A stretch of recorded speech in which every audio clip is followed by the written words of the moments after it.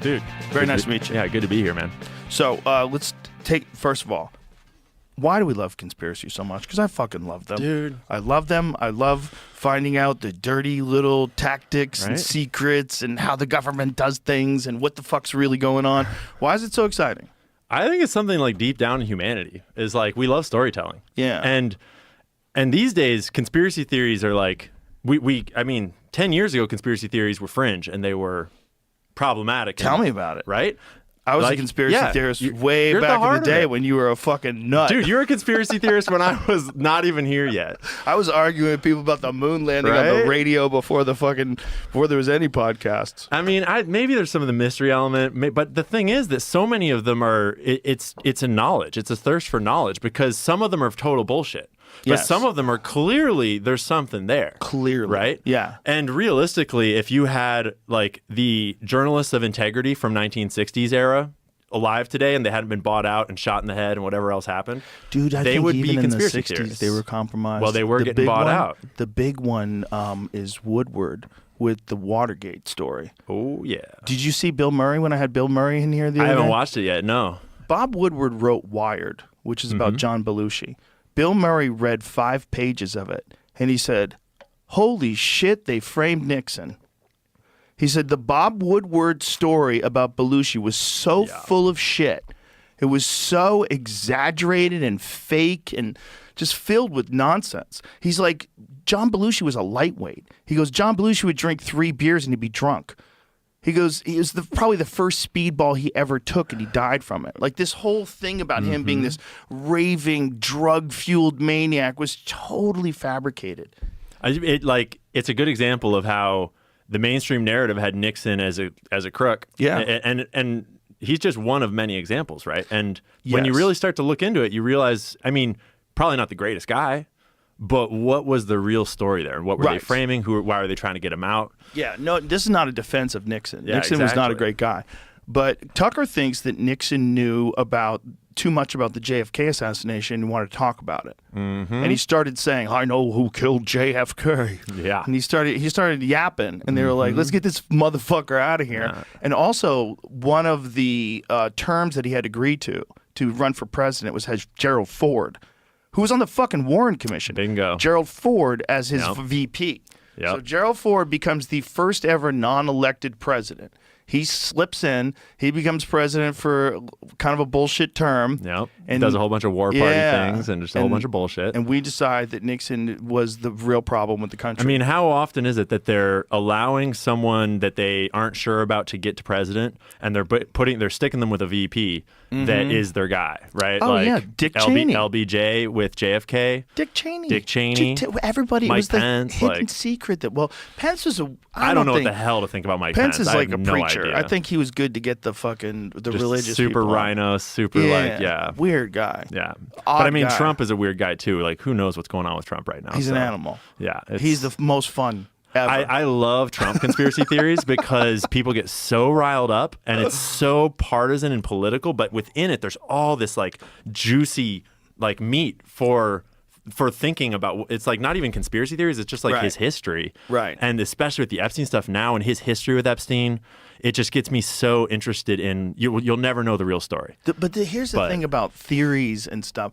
There's so many things that are so weird that you would think, wait a minute, this can't be real. This is fake. Yep.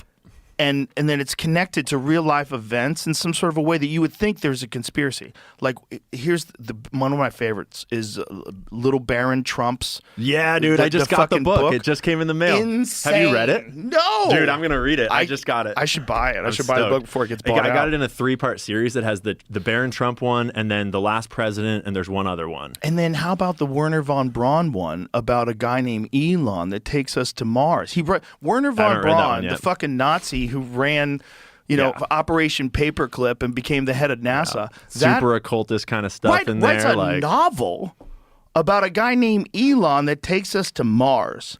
And even Elon saw that and he's like, is this real? Like you would think. There's no way. Simultaneous to us kind of getting like some version of UAP disclosure that implies time travel. Yeah. Which is like, Lord knows what that is. Right. But it's just so fun to speculate because it's like, How would we know? Yeah, how would we know? And the whole UAP thing, boy, you want to find a cauldron of bullshit. Yeah. That's the cauldron. Do you know Oh, who's yeah. got the best take on it?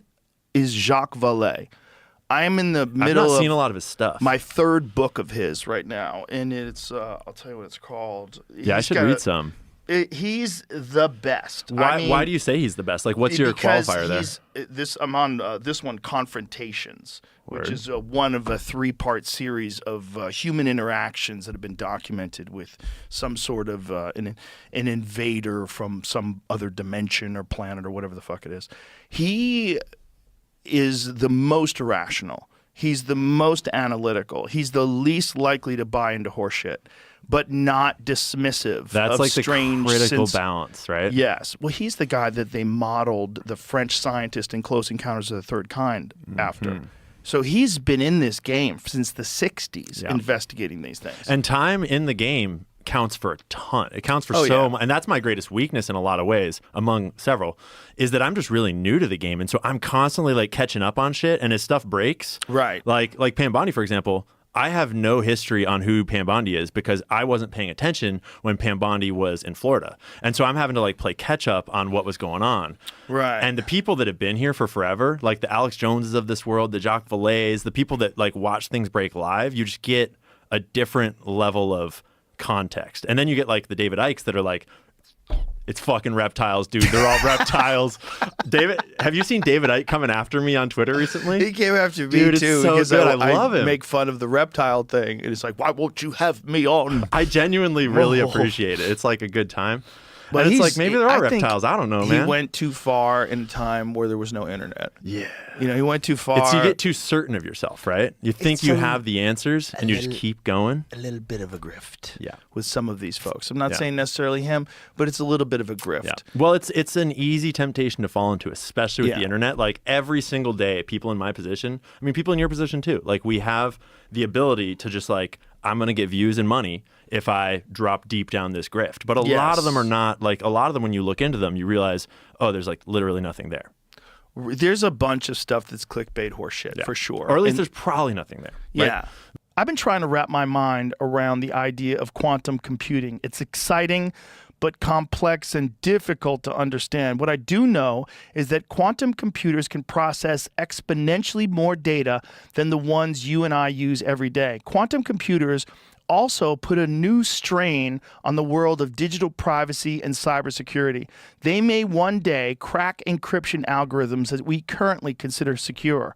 That's why ExpressVPN upgraded their encryption to use MLKEM, the strongest available protection from post-quantum threats. With ExpressVPN, all your online activity is rerouted through secure, encrypted servers. Even though all your data is still being handled by your internet provider or whoever the provider is for the random public Wi-Fi network you're on, none of these third parties will be able to read your data or hijack your connection for malicious intent. And with post-quantum protection, ExpressVPN is essentially future-proofing your privacy.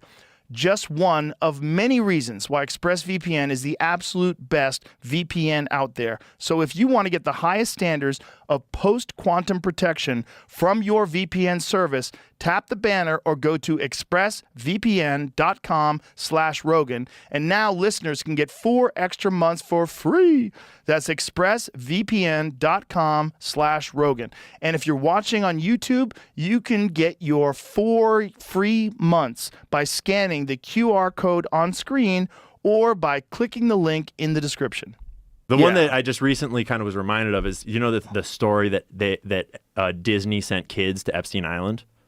Yeah, that's like I did hear that, perfect, but like, it's oh, not. Such a money conspiracy theory. Yeah. It's not true. That's not true. It's when you look it up, you realize that I mean, a lot of the information's kind of gone. It's hard to even tell if it's legitimate websites and information, which is already a red flag. But the ones that are still up, they just sent them into like the ocean. They were going on cruises that happened to be in the vicinity of the island. That's totally different. Which is in a very popular vacation destination. Exactly. Yeah. And so it becomes this like, and that's kind of I think that's the fun part of the game. We thought about buying the island. Dude. When the island was for sale, we talked about it for a second.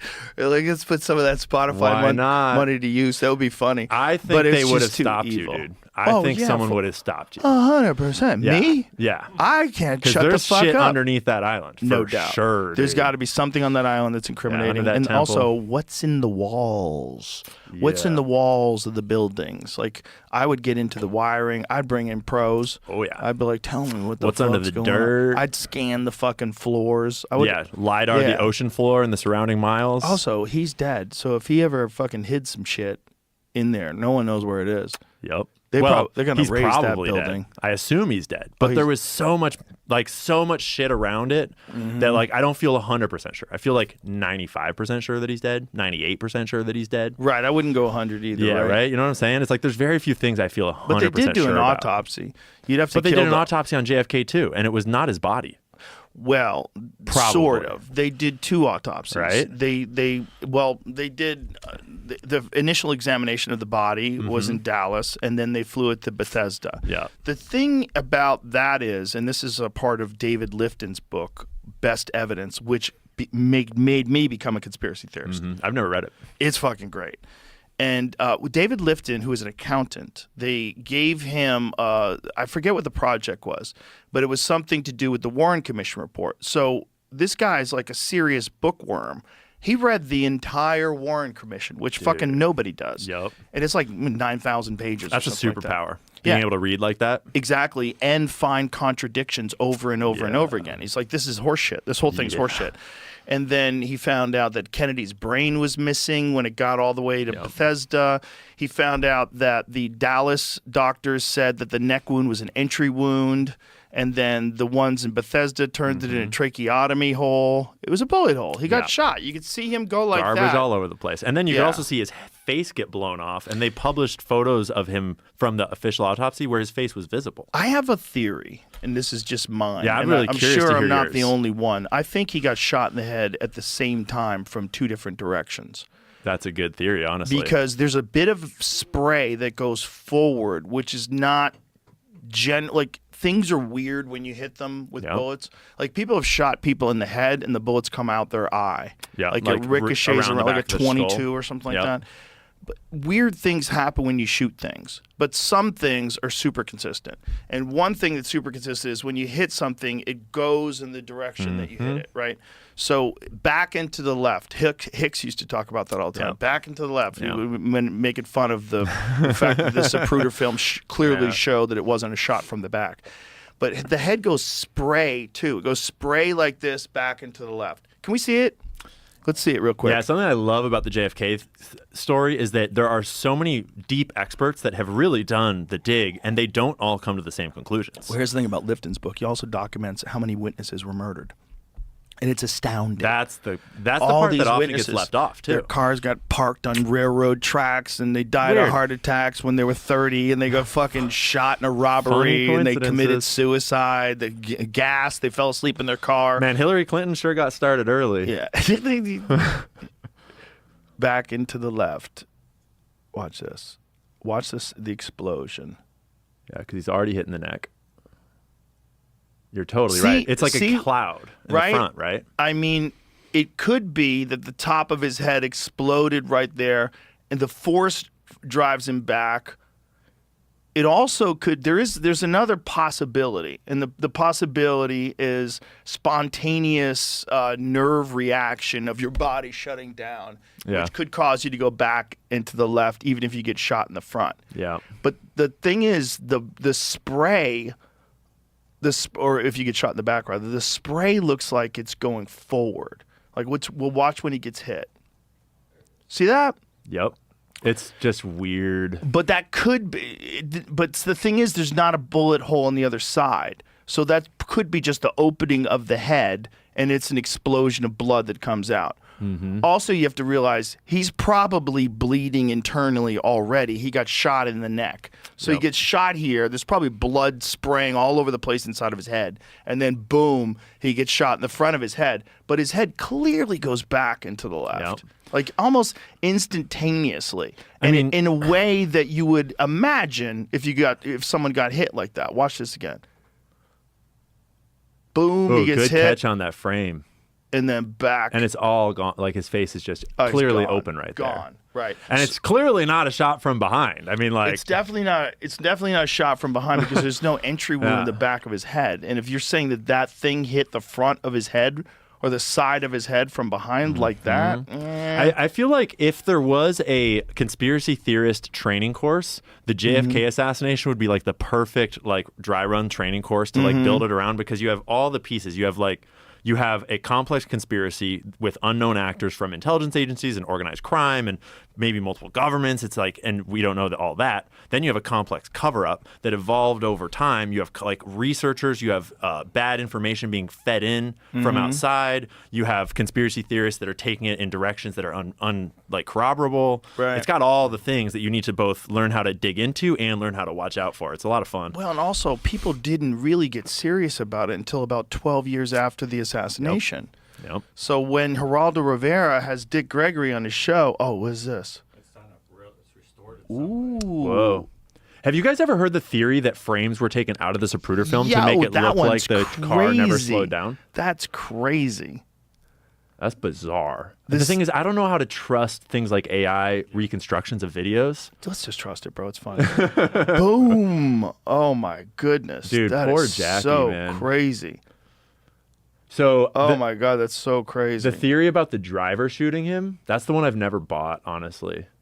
No, that's People always say the that's driver turned stupid. around and shot him. It's I like, think no. that's one of those theories that probably the government created. Yeah. That's one of those There's theories an open to make piece of people look evidence. stupid. There's an open piece of evidence of some kids that showed up covered in mud at a car shop that they worked at. That it was like a dry day. They showed up covered in mud, and there's a certain guy that theorized that they were hiding in a manhole and shot up at him out of the manhole, and that the car slows down in real life, and that witnesses saw the car slow down, and that there's dropped frames from the Zapruder film.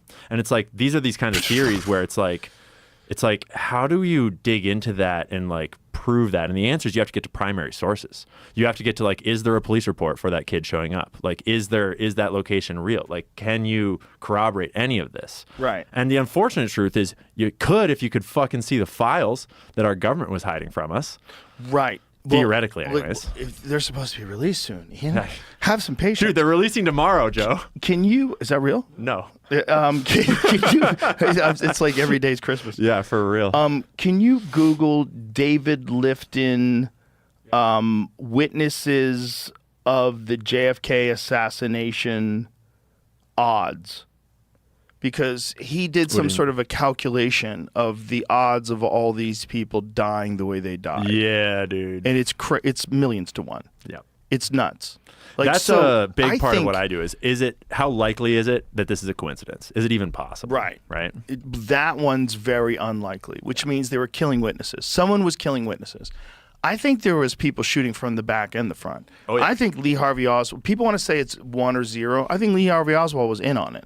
I think Lee Harvey Oswald probably didn't shoot the president, though, but he might have. He might have hit him in the back because there was a shot in the back, too.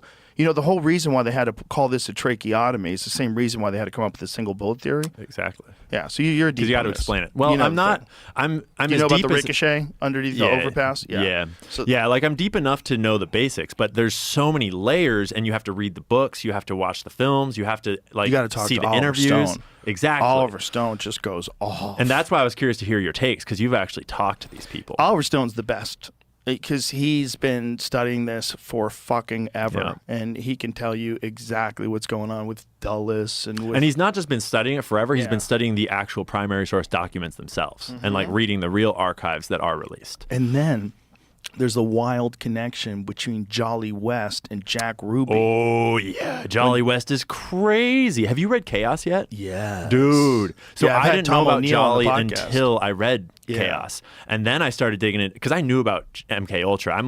I have been learning about MK Ultra when I was a kid, like doing psychedelics, but I didn't really understand anything about that history or anything around the CIA back then. They ran the Haight Ashbury Free Clinic. Oh, yeah. And they closed it down after Chaos came out.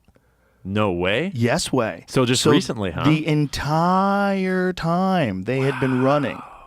This clinic. It's not like they were running the clinic and they said, you know what, let's not run the clinic anymore. Let's just give it to regular 70s doctors. are over. Like, it's over. Whatever. The peace and war bullshit or peace and love bullshit, that's over. Yeah, one of the Netflix conspiracy theories documentary that's comes out Yes. this Yeah, It's coming out this week. Really? This Yes. week? Tom O'Neill Timely. is my friend Greg's longtime friend and former neighbor. Well, I think they're still neighbors, but they were neighbors in New York, and then they were neighbors in California. That's This be guy a cool neighbor. Very cool neighbor. But this guy's been working on this one fucking story for Yeah. 20 years. You imagine just I like don't pulling understand your people like hair that. out, just going crazy for 20 years. No, I'm a generalist, and I rely on people like that because I could never stay Right. with something for that long. No, he could have written many other books Oh, yeah. on the exact same subject. He Oh, can yeah. keep going. Like part 2 more I know, Yeah. part 3 more I know. He could have written a book about each of those sketchy dudes that he had questions about, like Right. each of those CIA guys, each of those weird doctors.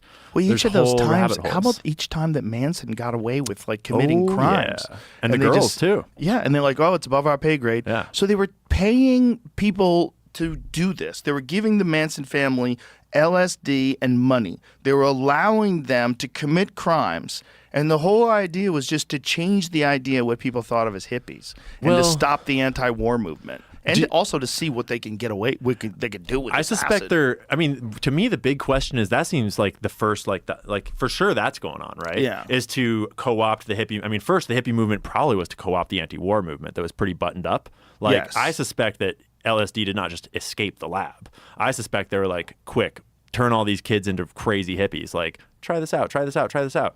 'Cause- Really? Yeah. So, Why do you so think check this that? out. Have you read Strange Scenes Inside Laurel Canyon? I started to read it. I have not finished It's it. so I mean, even just the But it's first chapter, right? nuts. So if you take that book's premise, it's basically that before the hippie movement, there was a very powerful organized anti-war movement led by a bunch of Quakers, a bunch of black activists, a bunch of, like, my dad was one of them.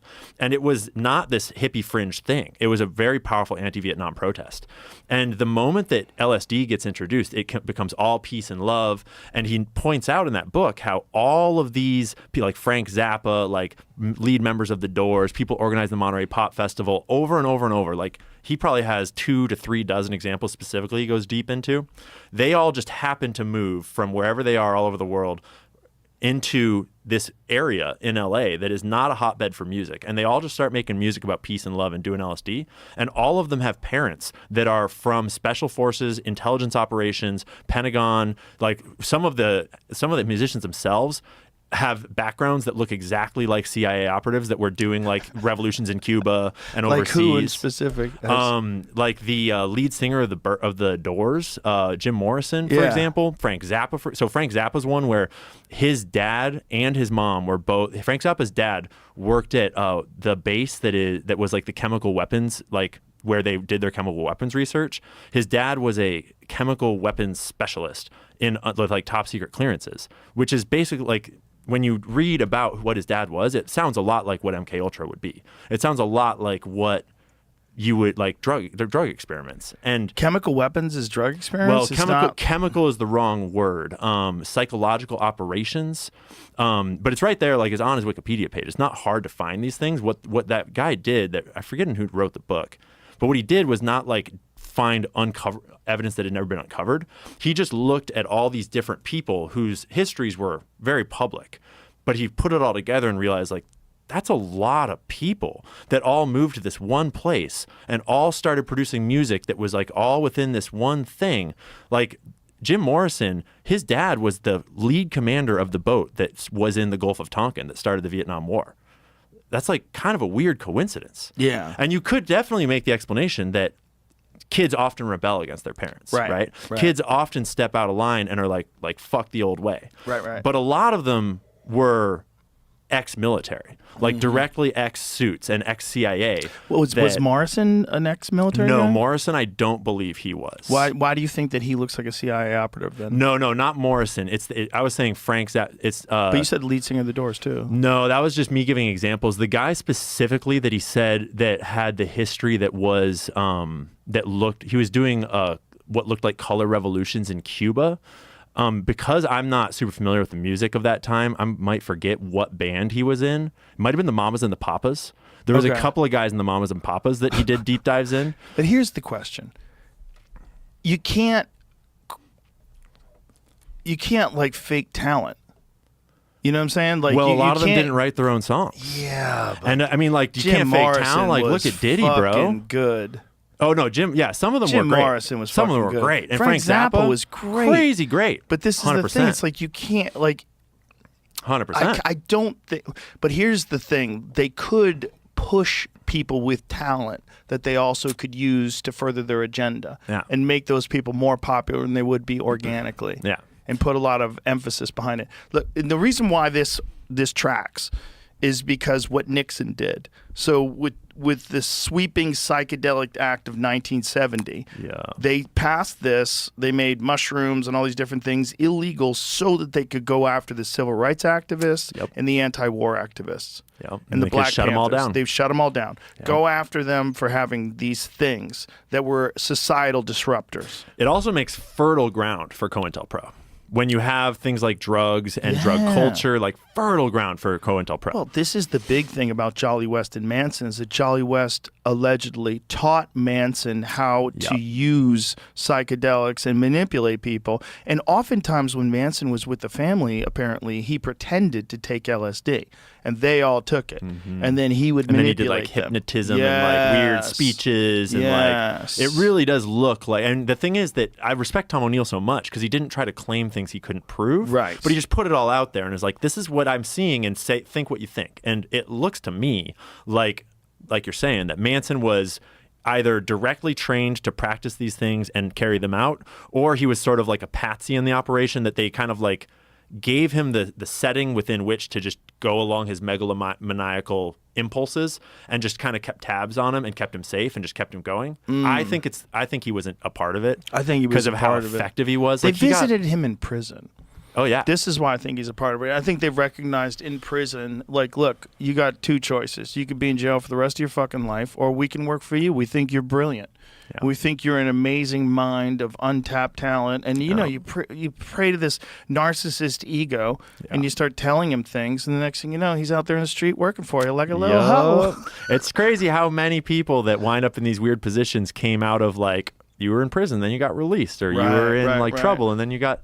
And the girls, it's crazy. Those girls, like, some of them had committed some minor crimes, but a lot of them were just regular people. And then suddenly they become like absolute like murderers, like dark murders. Those were gross. Well, I think mind control is real, right? And 100%. I think hypnosis is real, acid is real, and then the techniques that they've developed over decades of fucking with people with these drugs, they know what to do. Yeah. I mean, the dark thing we don't need to go into it because it's real dark, but I think that when you study the MK Ultra files, and this is where there's a lot of conspiracy theories that are hard to prove, there's a bunch of witness victim testimony, but it's hard to prove, is the Monarch programs are an alleged program that never got disclosed, and that's all the programs that are hidden behind child sexual abuse being a part of mind control, because a lot of the drugs, like, they can break people's minds and they can be involved in mind control. But a lot of those papers talk about dissociative identity disorder as like the holy grail of that Manchurian candidate concept.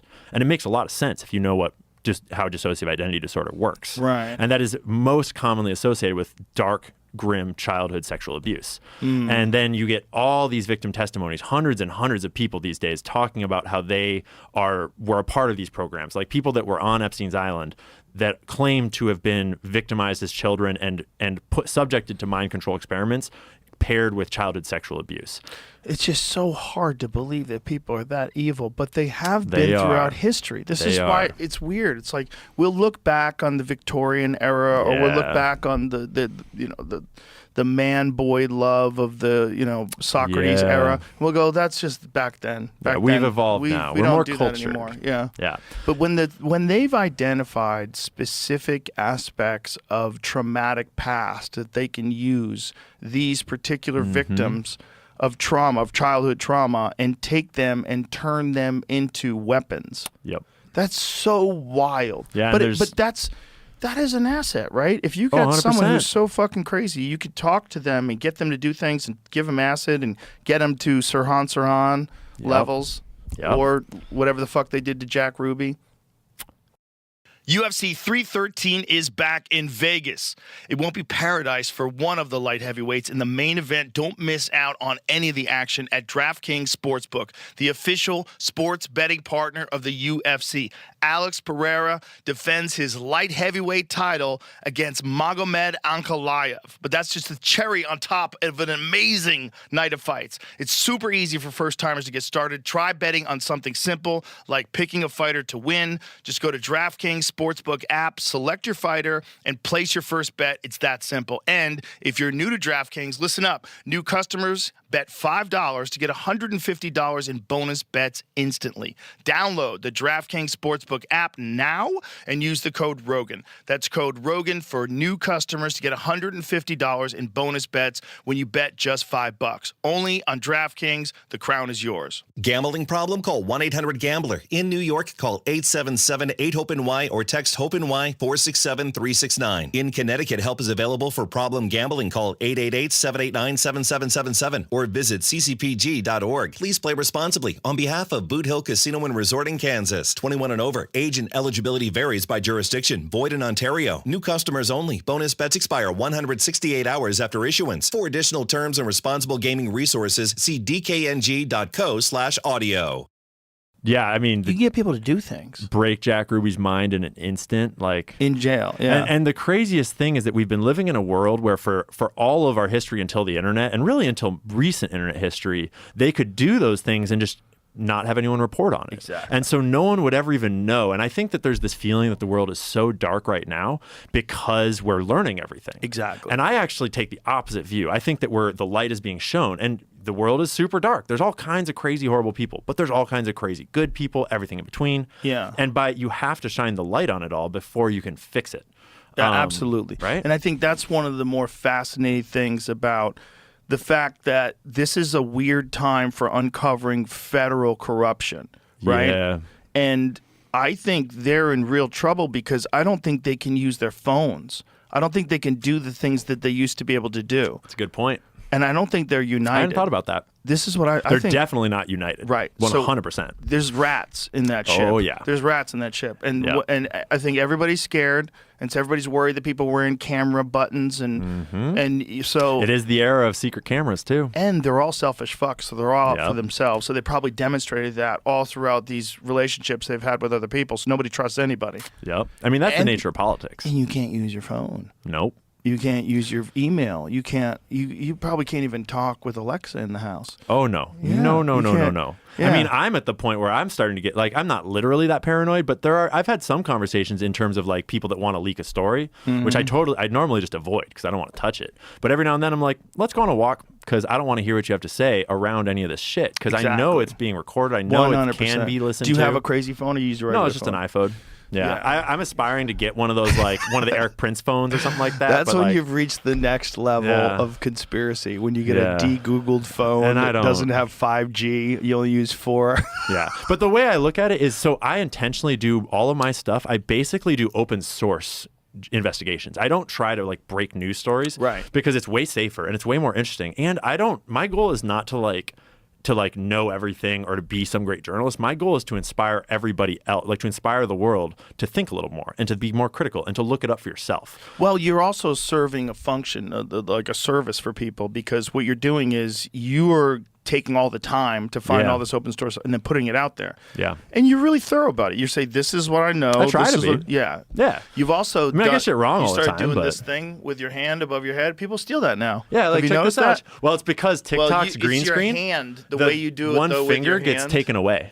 TikTok will delete one finger if I'm pointing with one finger. Why? Because it's a green screen app, and so I'm like using the camera, and it's got in my camera, it's putting the thing behind me, but it's cutting out me. And if I only use one finger, it cuts my whole hand away. So I started doing this. So Why is it? just because the green screen, when it's like trying to AI analyze what is a body and what is the background, it'll take away my hand as though it's the background. Oh, how weird. So you Yeah. started pointing I out haven't to gone all the things way like to doing this at the screen yet, but But I Elon's see a leading the lot way of on people that. that are doing exactly your way. So that's why they're doing I mean, it. to be fair, I've had a level of success that is unprecedented, and people call me a controlled opposition because of it. And it's like fair, like it's like whatever, dude. Like if I was in all of their seats, I would probably be like, where did this dude come from? But at a People, certain point, think- it's like an intense level Listen, of like you're talking suspicion. to captain controlled opposition over here. I know, People dude. think that I'm controlled opposition. Yeah. It's that whole term is funny because there's got to be real controlled opposition. That's why it's a term. It's because the info war, dude. Yeah, well, it's crazy out here. A valid strategy. Yep. But I And- think you could figure it out after a while. Yeah, and for me, it's really interesting because, and you know this too. You've been in this game for forever. Is when you actually get to meet people in real life, you learn things about them. You get that vibe of them that Yeah. is not. It's not impenetrable. You can be fooled. Yeah. But like, how much can you fool? And can you fool all your employees all the time? Like Alex Right. Jones is a great example. People call him controlled opposite. Like he's bought by the Jews. He's bought by the commies. He's bought by the. And it's like cool. But I know all of his staff, and I've hung out with them, and like you've known him over years and years. Like, is he faking his entire life? Like. I've been on his show. I've Bro, seen what prep he was they do. doing the like- exact same thing when no one was listening. Exactly. He was on the public radio. Yeah. Alex Yeah. has been saying he's been talking about this stuff since the 90s, and I've known him since 90. I guess I met him in 99. Yeah. Yeah. Yeah, So- I learned the other day that he started InfoWars, like he officially founded InfoWars, like when I was 2 years old or That's something like that. amazing. It blew my brains. It was like, what? The first video of his that really woke me up was the video he did on the World Trade Organization protests in Seattle. Yeah. When he showed that there was these groups of masked men who dressed in military uniforms with military issue shoes. They all had the same shit on, and they all ran around in this peaceful protest for the World Trade Organization and started smashing things and lighting things on fire and creating chaos, which allowed the police to then move in. Then these people all holed up in one house. They negotiated with the police, and they were all released. Weird. Yeah. Almost so this sounds is like the a 90s. few events of the last couple years, you know? Yeah. Well, funny it how sounds that like works. Patriot Front, which just went under. They Yep. went under the day For after. real. Yeah, you didn't After know? USAID was cut? No, right after Cash Patel gets in. Okay. When Cash Patel got Let's go. Pull that up. Pull that up. Let's go. Because there's a video of Patriot Front and me and Matt Taibbi. I go, they're feds. I go, it's me yelling, where's the fat people? Yeah. They're all wearing the I same saw that uniform. clip. I saw One that guy's clip. got a fucking drum. Get the Yeah. fuck out of here. These are feds. Yeah. These are feds. The day after Cash Patel gets in, they disband. Funny how that. I mean, I'm that really article? interested in like looking for like right now with all these new people coming in, Cash and Pam and all the picks, RFK. I'm really enjoying the process of just trying to watch their actions and trying to figure out who's doing what and how much are they going to play to the money and play to the people. And it's just such a fascinating exercise in journalism of where do you kind of and how much leeway do you give them, how much grace do you give them. Especially with the Epstein blackmail hanging as a cloud over the entire federal government. I don't think that any of those three are blackmailed, but I don't feel confident that I know that they're not. Let's look at it. Here's a possibility other than blackmail. Negotiation. Well, that's always a factor. But instead of blackmail, if you are a government and you have information on someone who's an asset or someone who's very wealthy, and this person is like, hey, motherfucker, like, what are you doing? You're at 26 times? Yep. How about you shut the fuck up from here out? Yep. No more Trump's Hitler. Well, that's the Cut it definition of out. blackmail. How about you say that we did a good job every now and again? Yeah. Give us a little credit. Yeah. Let's work something out here. It's not necessarily blackmail as much as it's negotiation. I would argue Blackmail's that's I once- indistinguishable. Right. Unless you're getting money too.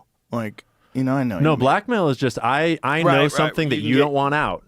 And Right. and any level of threatening that it'll get out or, Okay, but what if it goes the other way? What if the wealthy person contacts them and says, listen, I can make things very good for you. I can do this. I can do that. If I go to jail, this is not helping anybody. Oh, 100%. Yeah, reverse. Yeah, I mean, yeah. That's I the think- opposite. That's bribery, I guess. Kind of. It's just Kind that's deal making. But Right. I think that a lot of Epstein's targets were willing. I think that a lot of them because I think that we're talking. It's not just Jeffrey Epstein. It's organized crime as a network. Like he's just an employee of organized crime. Right. And I think that a lot of those people are basically saying, "Yeah, I want into the club." Because if you are like a Reid Hoffman or allegedly, if you're one of those guys and you want more contracts, I or like you that, want more allegedly. deals, like allegedly. And like, let's be clear, just because I say something on Joe's podcast does not mean that Joe fucking agrees with me. CNN, thank you, because like I'm a crazy fucker, and I got all kinds of theories about Epstein. But like, I think that a lot of them were willing, because I think a lot of them are. I mean, if you're sick enough to rape a child, like on Jeffrey Epstein's island, you're sick enough to want into that club. Well, for sure, throughout history, there have been pedophiles. Oh, That's a fact. For sure, some pedophiles get to prominent positions of power. That's a fact, right? You know? And the Jimmy traits Savile, the traits that do the same, like Jimmy Savile in exactly. fucking England, like that Yep. way. And that should put it out to bed for anybody. Prince Andrew, Bill Sandusky. Gates, allegedly. I don't know about him. I never heard that. But the Sandusky I've heard. You never heard about Bill Gates? I didn't know he was into kids. Oh, dude. I mean, he's one of Epstein's closest confidants. And Here's the thing about the Epstein thing.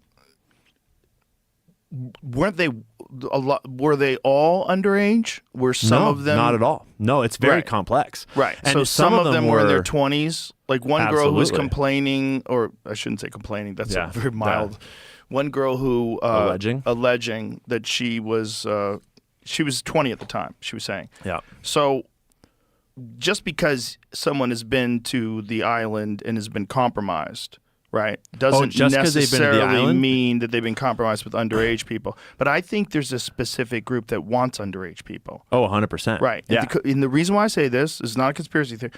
It has been that way throughout history. There All are of history. many, many, many conspiracies that have been uncovered, and criminal investigations have found that people were trafficking children. It's been done. So this is not like vampires. No. We're not talking about werewolves. Child trafficking rings get exposed and brought down around the world relatively frequently, like at least once a year, but they So- usually don't make big news because they're usually not like Epstein. We know there are pedophiles. That's a real Yeah. thing. We know there are psychos who get very wealthy and Yeah. want specific things. Yeah. Look, there's people that drink rhino horn tea. Exactly. Right? Why do they drink rhino horn tea? Because the rhino is so endangered. It's so gangster to have Just rhino the elite horn experience. Exactly. You the want elite experience. And what you're talking about is this. It's such an important concept. Is that some people, like, if you wanted to pay for an underage prostitute, you can pay for that. There are women that would be prostitutes underage.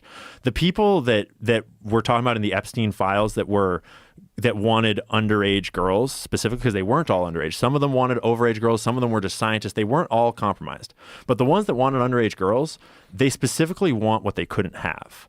Because if you wanted sex that you're allowed to have, you just wanted a young girl, you could just go pay for that.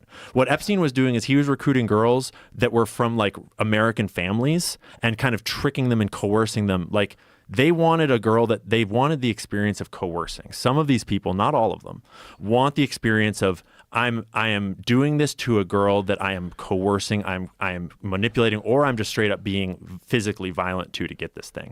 Because if you wanted a willing 16-year-old, those do exist.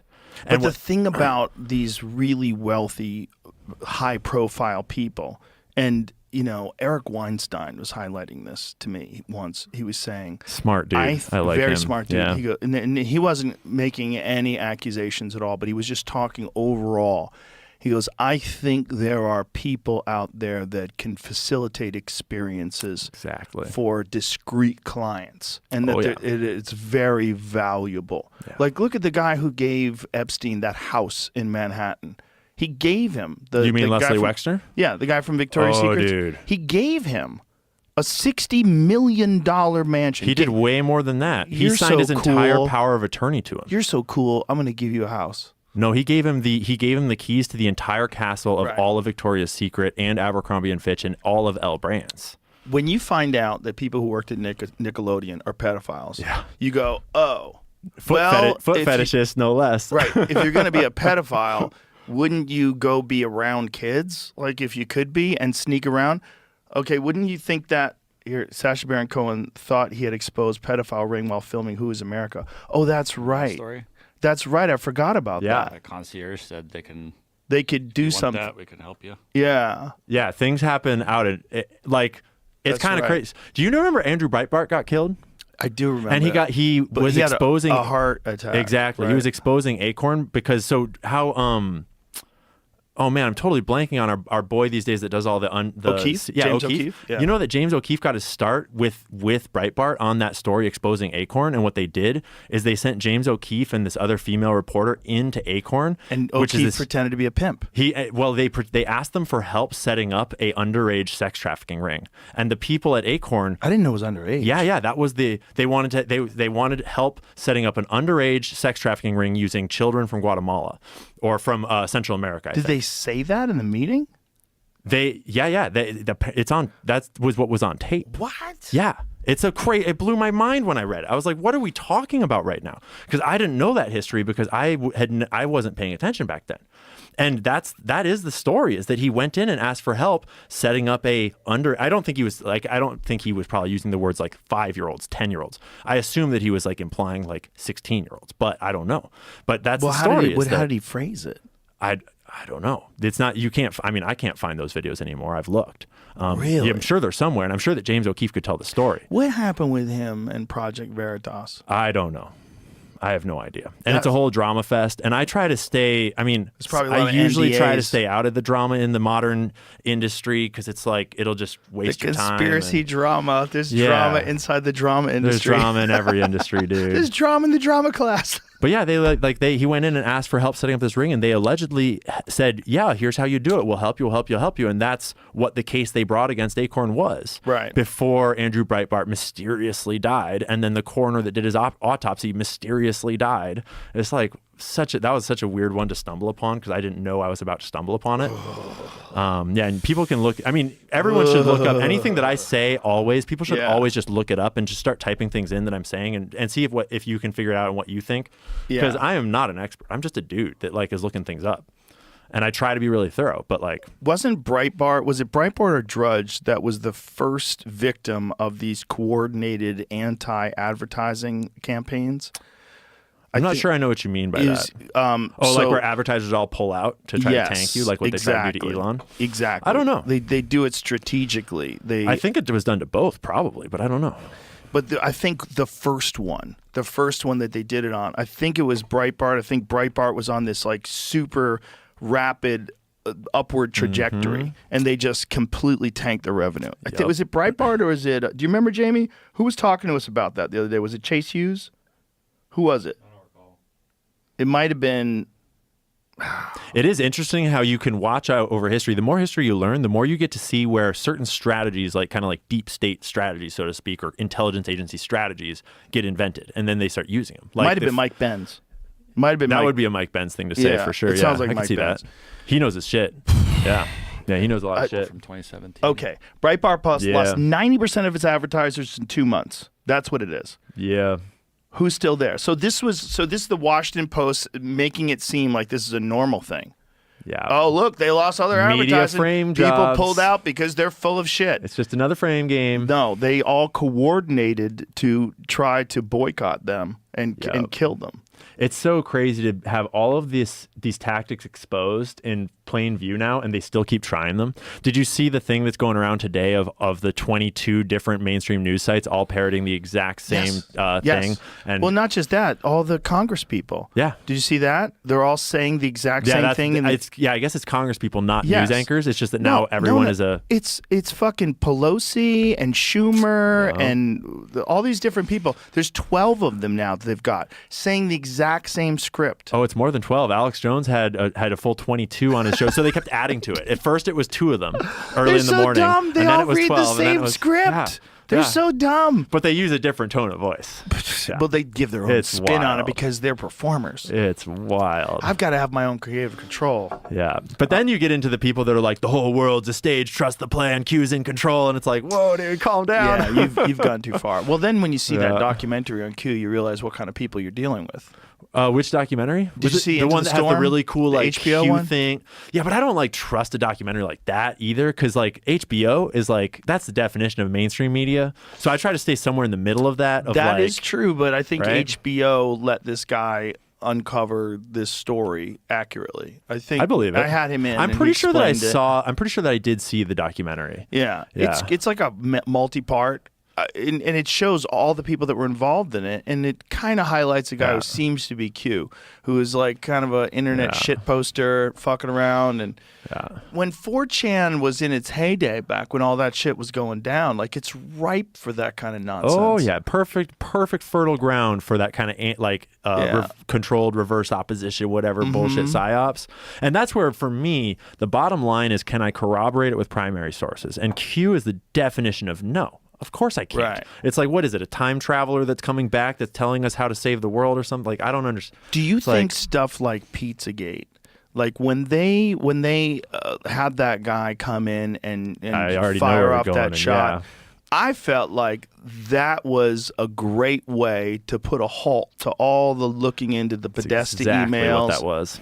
Because then all of a sudden it's a kook thing. Now it's a crazy person and a dangerous person because he's got a gun. You're causing dangerous people to take their guns. Just like with the vaccines, it's like they always have to make it dangerous, right? Yeah. It's dangerous to say that this might have side effects, right? Because if you read those emails, exactly right. Those emails are bananas. They're not explained. They're talking about young kids who are going to be coming to a party to have fun. They're talking They'll be in the pizza pool, and they hot will be dogs. there for sure. $65,000 worth of hot dogs flown from Chicago for a White House party. The whole thing is like very weird. Did you ever see the archived Instagram posts from James Alefantis' Instagram? No. Because that's a dark place. So there's so many layers to Pizzagate that they tried to cover up intentionally for very good reason. Well, how about the logos? Well, the thing is, I avoid, in the way I've talked about it, I've avoided all the symbols and logos and even some of the pizza stuff because I think there's so much more ripe, clear evidence that is way more powerful. And James Alefantis' Instagram account is a great example where... Where can you find it online? So you cannot find it on Instagram anymore. It's only been archived onto other sites, which is kind of sketchy because it's like, how do I know you're not adding photos and stuff? So you kind of have to dig and cross-reference over and over and over to make sure that you're getting sort of like the consensus, because everyone watched as it happened. Right. So people like Liz Crokin, people like Alex Jones, like they saw these things come out. And you can find plenty of different archives of all of James Alefantis' Instagram posts. And there are things like photos of children with their arms taped to tables. And the caption is, looks like a fun time. And then people that have always been commenting on his posts, like the people that are interacting with his posts all the time, have even weirder Instagrams where it's like kill room. And there's a coffin that's open and things like that. There's like a photo of like a walk-in freezer and it's like, man, looks like you've been having a fun weekend. Things like that are just super dark. And a bunch of babies and a bunch of symbolism, a bunch of children. And it's all photos on their Instagram in plain daylight.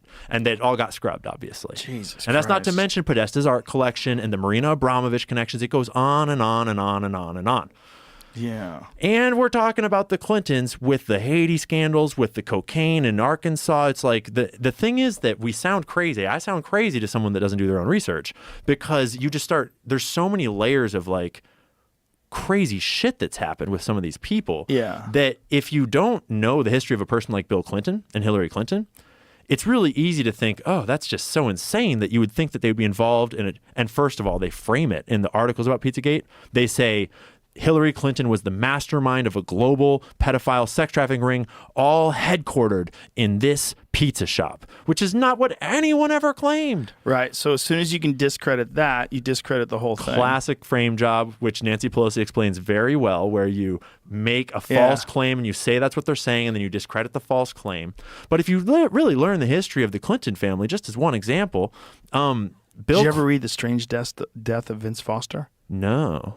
But I know a little bit about the Foster situation and a couple of those weird deaths earlier on. I read that book. I should read that. Back in the day, and that's what got me into wondering about the Clintons. Because Vince that guy Foster. died. They found his body where there was less blood at the scene that was missing from his body, and the gun was still in his hand. I was actually just reading about that specific murder in Whitney Webb's books like 2 nights ago because she goes over that too because it's a huge question mark. The gun was in his hand. The gun's never in your hand. And his family claimed that wasn't the right gun. He had a black gun and his family was like, no, he owned a silver gun. All these weird things. They never found the bullet. Like all sorts of things that just don't add up. And that was right after Epstein had first walked into Bill Clinton's life. That was between White House visit number 1 and White House visit number 2, while Epstein was funding the refurbishing of the entire West Wing of the White House. I'm glad you brought up Epstein because there was a point that I was going to make earlier that I forgot. The Epstein situation is identical to the Manson situation. You think so? Yeah. Explain what you mean. This is why. I mean, I think you don't mean that literally. I think you mean that in a more metaphorical way, the right? structure. The structure of how you would pull, like if you were going to use an intelligence asset to do something evil, to do something where you can get dirt on people or compromise people or accomplish an objective, you would get someone who's already fucked up. Oh, 100%. And then you get that fucked up person and you help them, run this cult, or you help them get girls. But you intentionally keep them separate. Yeah. You're not hiring them. They don't work for you. Right. They're a private entity. If he it's like wasn't- layers of obfuscation. Like if he wasn't personally a pervert, it wouldn't work. Oh, not a chance. No. Like think about, like the guy gets arrested for having sex with underage girls or getting them to do happy endings or wherever he did. So he gets arrested, and then the real weird thing is that he just gets out and gets like house arrest. Yep. And he gets like a little slap on the wrist, and then he's back in action with all these rich people again. Yep. Like really rich, influential people. Like Bill Gates is hanging out with them after he's already been arrested and convicted. Like that's bananas. But to your point about but them, he's got to already be fucked up. He can't be 100%. like a straight edge, regular guy with a family and children that is just evil. No, you got to have him in on the thing. So if you got a guy you know is already a freak, you know he's already a nut, and he's already like doing That's how you recruit him. blow and fucking hookers all the time, and maybe he's been caught with a few underage girls. Well, when you study where he came from and how he got plucked from the Dalton School and then got put into Bear Stearns and then got put through Bear Stearns and then got put into money management, like It was teaching at one point in time. it was teaching at the Dalton School, and then he was a banker at Bear Stearns, which he conveniently left when this big scandal broke that implicated him and the director Goldstein that had hired him and had been helping him up. And then he left and kind of took the fall and took the dirt with him. And then he went into the arms running businesses, which is where he met Maxwell. Daddy Maxwell, not daughter Maxwell, and Anand Khashoggi and Lease and all these other arms traffickers. And that's where he got into those. So it's like you walk slowly into these worlds.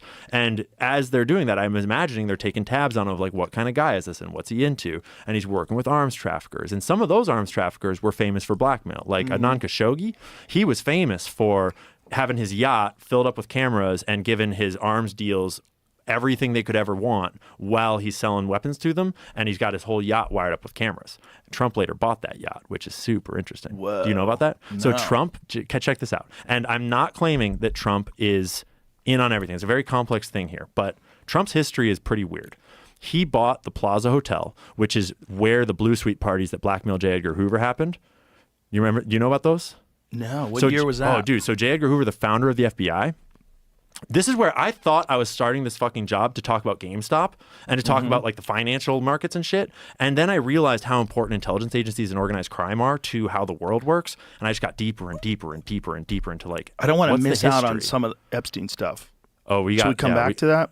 Well, we'll get there. This is all connected. Oh, it's all connected. Okay. I could talk about the Epstein stuff for fucking days and start all kinds of trouble for your podcast and shit. But, Well, I think that trouble's supposed to be coming out publicly. I don't think it's gonna. Wasn't there?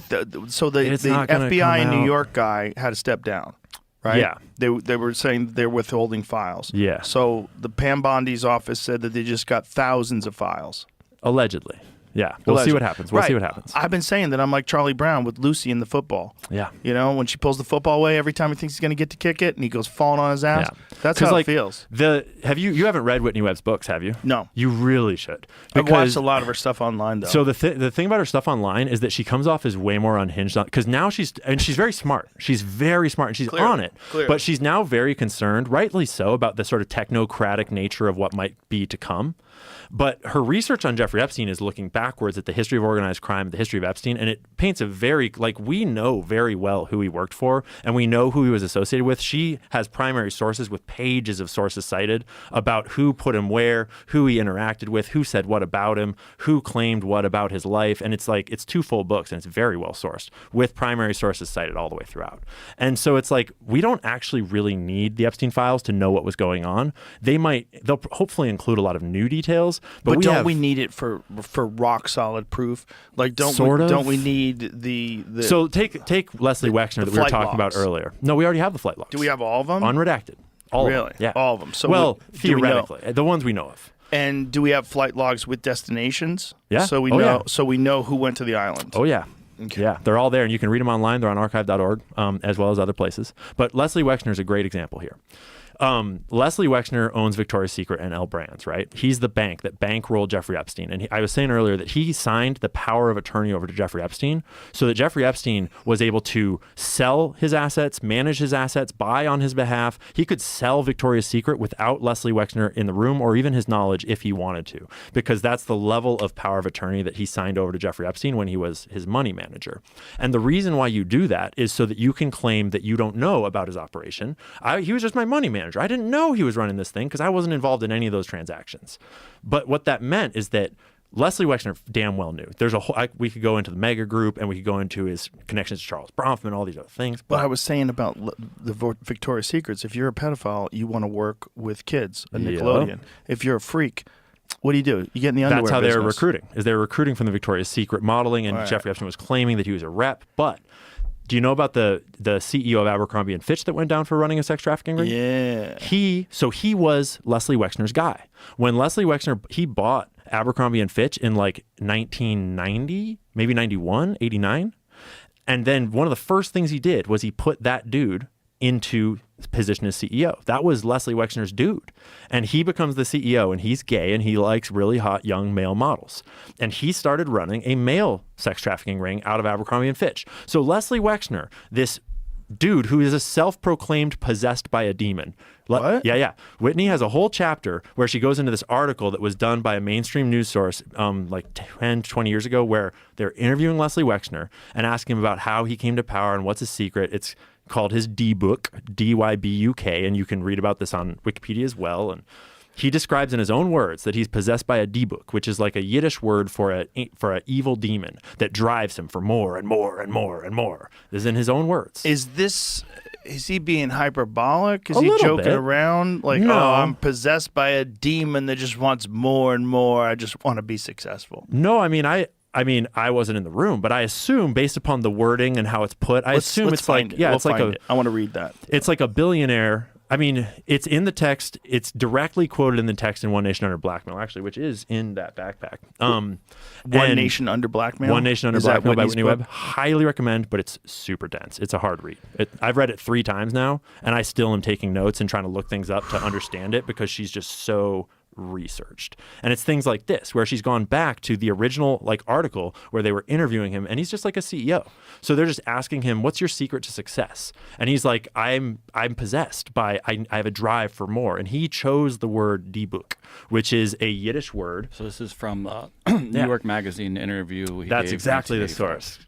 He says, and now perhaps it's time to reintroduce Leslie Wexner's D-book, the demon that always wakes up in the morning with Wexner and tweaks and pulls at him. When he was a boy, his father called it tummel, a churning.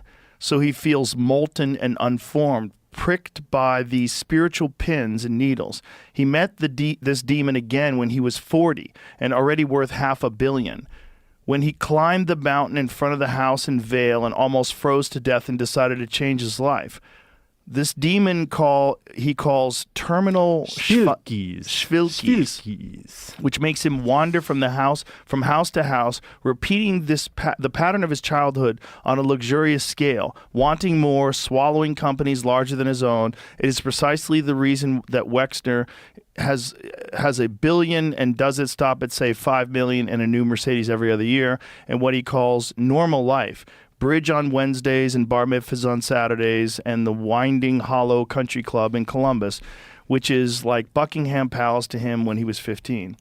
Yeah. So that's just to point out that he's a fucking weird dude. He's a sketchy dude. He's running 2 sex trafficking rings out of his companies that he doesn't know anything about.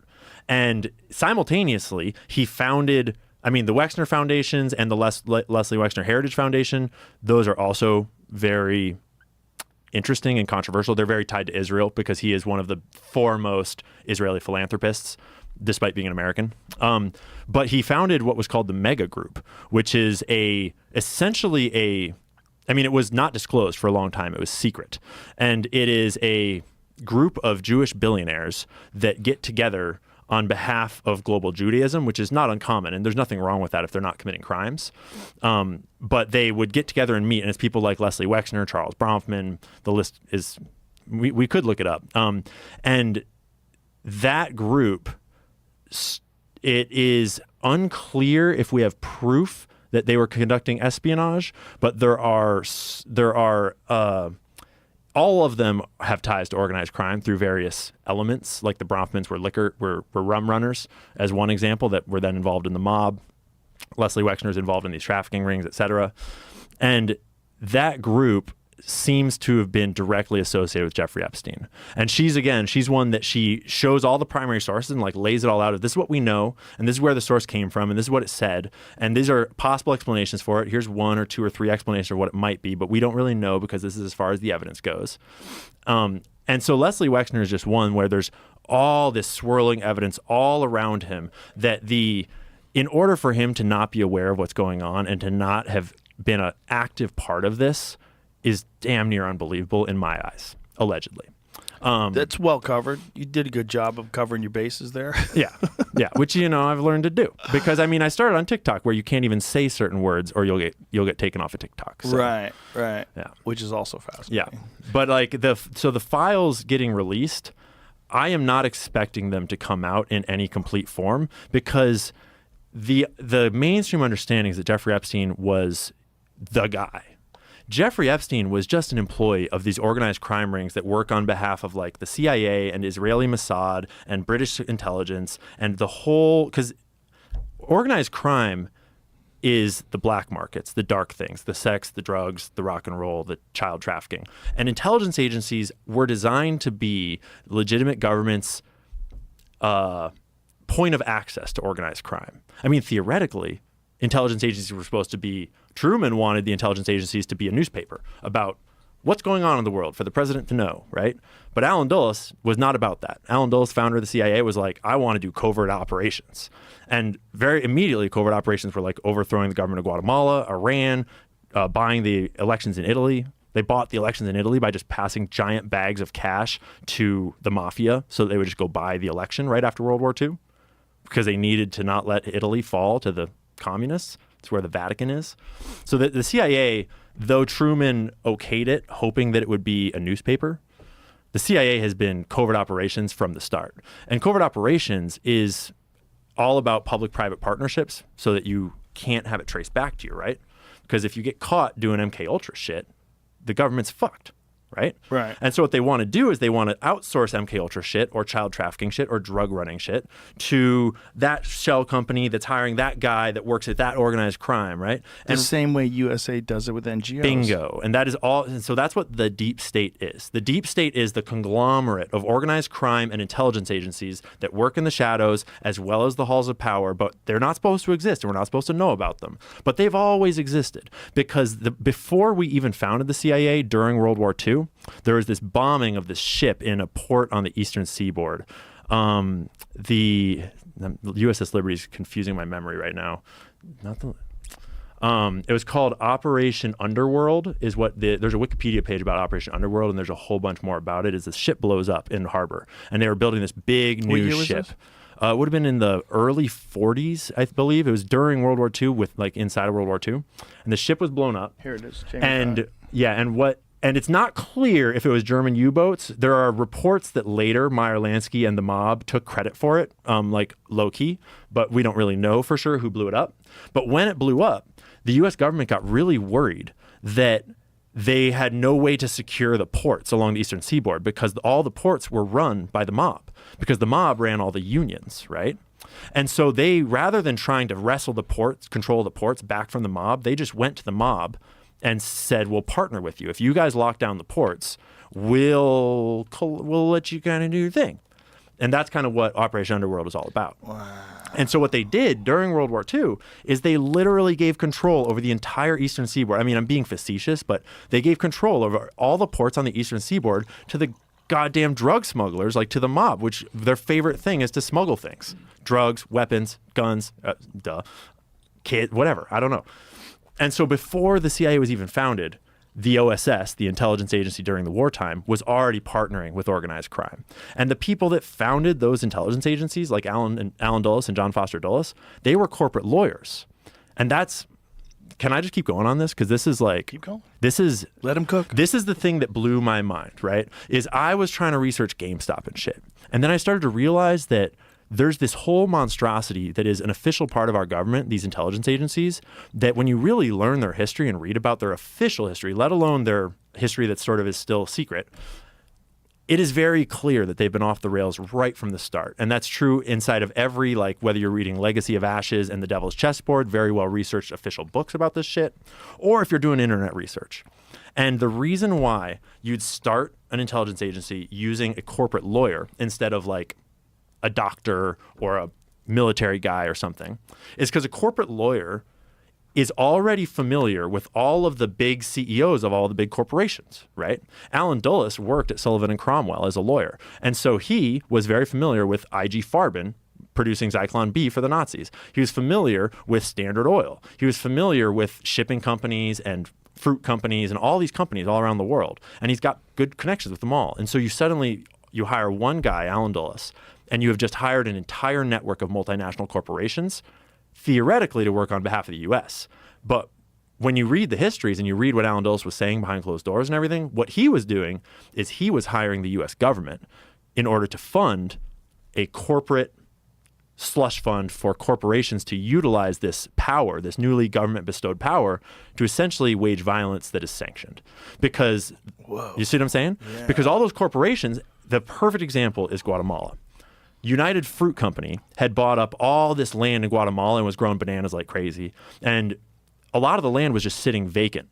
And Jacobo Arbenz comes into power and he's like, this is bullshit. There's this American corporation that's owning all of our land, that's making all of us poor, and they're not even using a bunch of this land. So what I'm going to do is I'm going to buy back the land. He didn't take it. He bought it back from the United Fruit Company. And he was going to distribute it for free to all the farmers that were destitute, which is like socialist kind of, but it's also pretty badass to use like your government money to buy all your farmers' land from this multinational corporation. But that pissed United Fruit off. And this is right as the CIA was getting founded. And United Fruit was a client of Sullivan and Cromwell. And Allen Dulles was a lawyer there, right? So United Fruit goes to Allen Dulles. His brother, John Foster Dulles, was the Secretary of State. Yeah, Secretary of State. So these two brothers that are both lawyers for Sullivan and Cromwell are the director. Well, technically Allen Dulles was not yet the director of CIA, but he was like the founder. He just had a beef with Truman and with the first couple leaderships of the president there. And so United Fruit goes to them and is like, hey, can we overthrow this piece of shit? Because he's fucking with our business, right? So this is like how corporations wanted this government-sanctioned power. And they, through those two brothers, lobbied the United States, propagandized the United States. They hired propaganda artists to propagandize them. And they painted him as a communist right at our doorstep. And then the CIA went in and through a series of kind of somewhat botched attempts called PB Success and Operation Success and Operation PB Success, they overthrew the government of Guatemala and they ousted him. They bombed Guatemala City and they got rid of him and they put in their own dictator that started 30 years of absolute devastation and like military rule and just death marked, like really dark shit that basically tore Guatemala apart on behalf of United Fruit. They did the same thing in Iran like 3 years later with Kermit Roosevelt, where it became this thing where these multinational corporations that are affiliated with this intelligence agency, just kind of through friendships and through partnerships and through the network, they started to utilize Allen Dulles and the CIA in general on their behalf to do things for the corporate interest because they are the power players in this world. They always have been the power players in this world. And they had been itching for quite some time to get that government-sanctioned ability to wage violence against anyone around the world. And we've been doing that ever since, using the intelligence agencies on behalf of the corporate blob, which is not always distinguishable from organized crime, and just going off and whacking people and overthrowing governments and starting coups, like right to this day, to like Ukraine, 2014. And they can do it without being directly connected. So yeah, the concept just like of the USA plausible deniability. That's the whole point. Yes. Is you want to set it up in a series of shells, and the darker it is, the more you have to kind of separate it, so that when Jeffrey Epstein goes down, no one knows who he worked for. Right. He worked for intelligence, and I was told to leave him alone. Right. And so you're left to speculate who he worked for, and that's why we are left to rely on sources like Whitney Webb, who's done sort of the definitive dig, because they won't fucking tell us, because a bunch of them are blackmailed. Whoa. Yeah. And it's not like it's literally a cabal of shadowy dudes around one table. It is just an alignment of many different interests, different families, different corporations, different bankers, or organized crime groups, all sort of playing games for power. And these guys have that much power and those guys have that much power. And interests tend to align. Like the general vibe in the corporations will probably align with the vibe of the bankers. And their vibe will probably align a fair bit with some of this organized crime stuff. And we'll fund this terrorist organization, Mujahideen, until it's not convenient anymore. And then we'll actually use them as a patsy to go to war because there's terrorists over there, god damn it. Right? And they've gotten quite good at kind of weaving those narratives through their operations, that they've either covered up or exposed what they wanted to in various ways to kind of steer our narrative around what we know. But when you actually read the history, it's like, holy shit. It's crazy how much. Did you ever has gone read on. Smedley Butler's War is a Racket? Yeah, dude. So that was 33. So in 33, it was still going on like that. And he was waking up to it as he was leaving his military career. Do you know about the business up, plot, Jamie? about what they tried to do with him? No. Oh, yes, I do. The No, Nazi, yeah, he the wanted Nazi to take coup? over the country. No, Yeah. he saved the country from Right, it. but not that he Yeah, wanted all the to. They industrialists wanted to. him to be a part of There's taking almost over a the Nazi country. coup in the 30s where we almost got taken over by our own military and became Nazis because Prescott Bush and a bunch of his other buddies were on Team Nazi. And it's because they were all funding the Nazis and they wanted us on that team. And they tried to recruit Smedley Butler to be the lead of this. Yep. And take over the country. I suspect, I'm always kind of forming my understanding research by research, but I suspect that it was World War I where they realized how much power you can have if you're funding both sides of a war. Look at this quote. I spent 33 years in active military service, and during that period, I spent most of my time as a high-class muscle man for big business, for Wall Street and the bankers. In short, I was a racketeer, a gangster for capitalism. Smedley Butler, 1935. He was one of the most decorated Marines, or was he in the Army, of all time?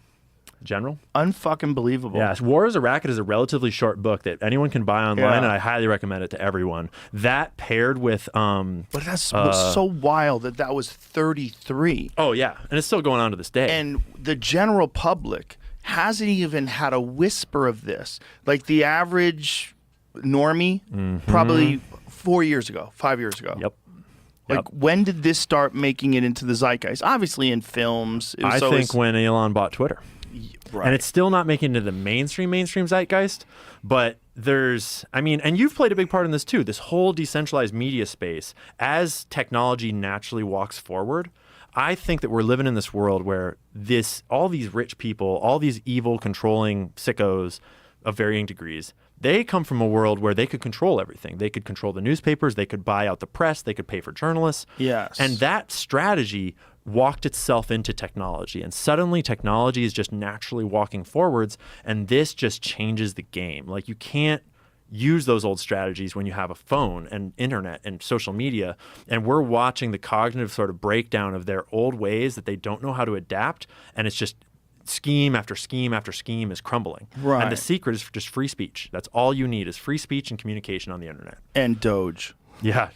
Doge is how you actually go after it. But you need someone who's pretty balls out. Oh, yeah. You need a guy like Elon that has... I was glad that Elon said the stuff about assassination on the podcast the other day, because that needs to be said, is that they are taking great risk. Even Pam and Cash, all of them, are taking great risk to do this. Yeah. And it would not be the first time that someone's spouse had been whacked, or someone's kids had been threatened, or they'd created a scandal. Like, do you know about the scandal of the Chappaquiddick Bridge with Chappaquiddick with Ted Kennedy? It was, right? Yeah. That is such a great illustration of how, it might not even be you that they go after. It might be just, there's all sorts of ways that if you do the wrong thing, allegedly, they might come after people around you. Yeah. And so people like Cash and Pam and RFK are taking on a lot of risk. And that's also why I think that the like my following is real conspiratorial usually. Like I'm moderate compared to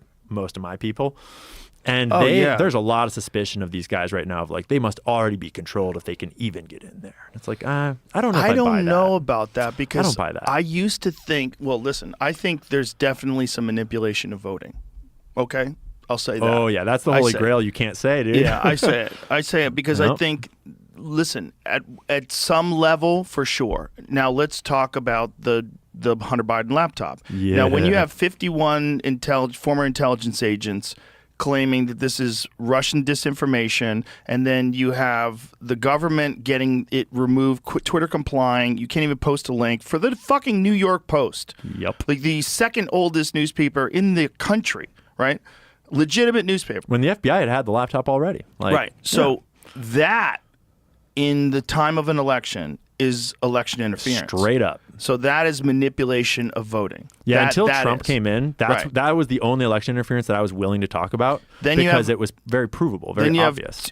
Another obvious portal, which is California and New York won't even allow you to show your ID when you vote. Yep. There's only one reason why you would do that, because you want people voting that shouldn't be voting, and you want it to count because you want to win. Yep. Right. And more we're seeing that they are literally importing voters and paying them with government money. Yes. With like huge amounts of money when we have homeless veterans on the street. FEMA we have funds. Over 300,000 children are missing that have crossed our border that we have delivered to unknown sponsors. Well, I think the Trump administration very quickly, within the first couple of weeks, found 90,000 of them. I don't know what the number is now.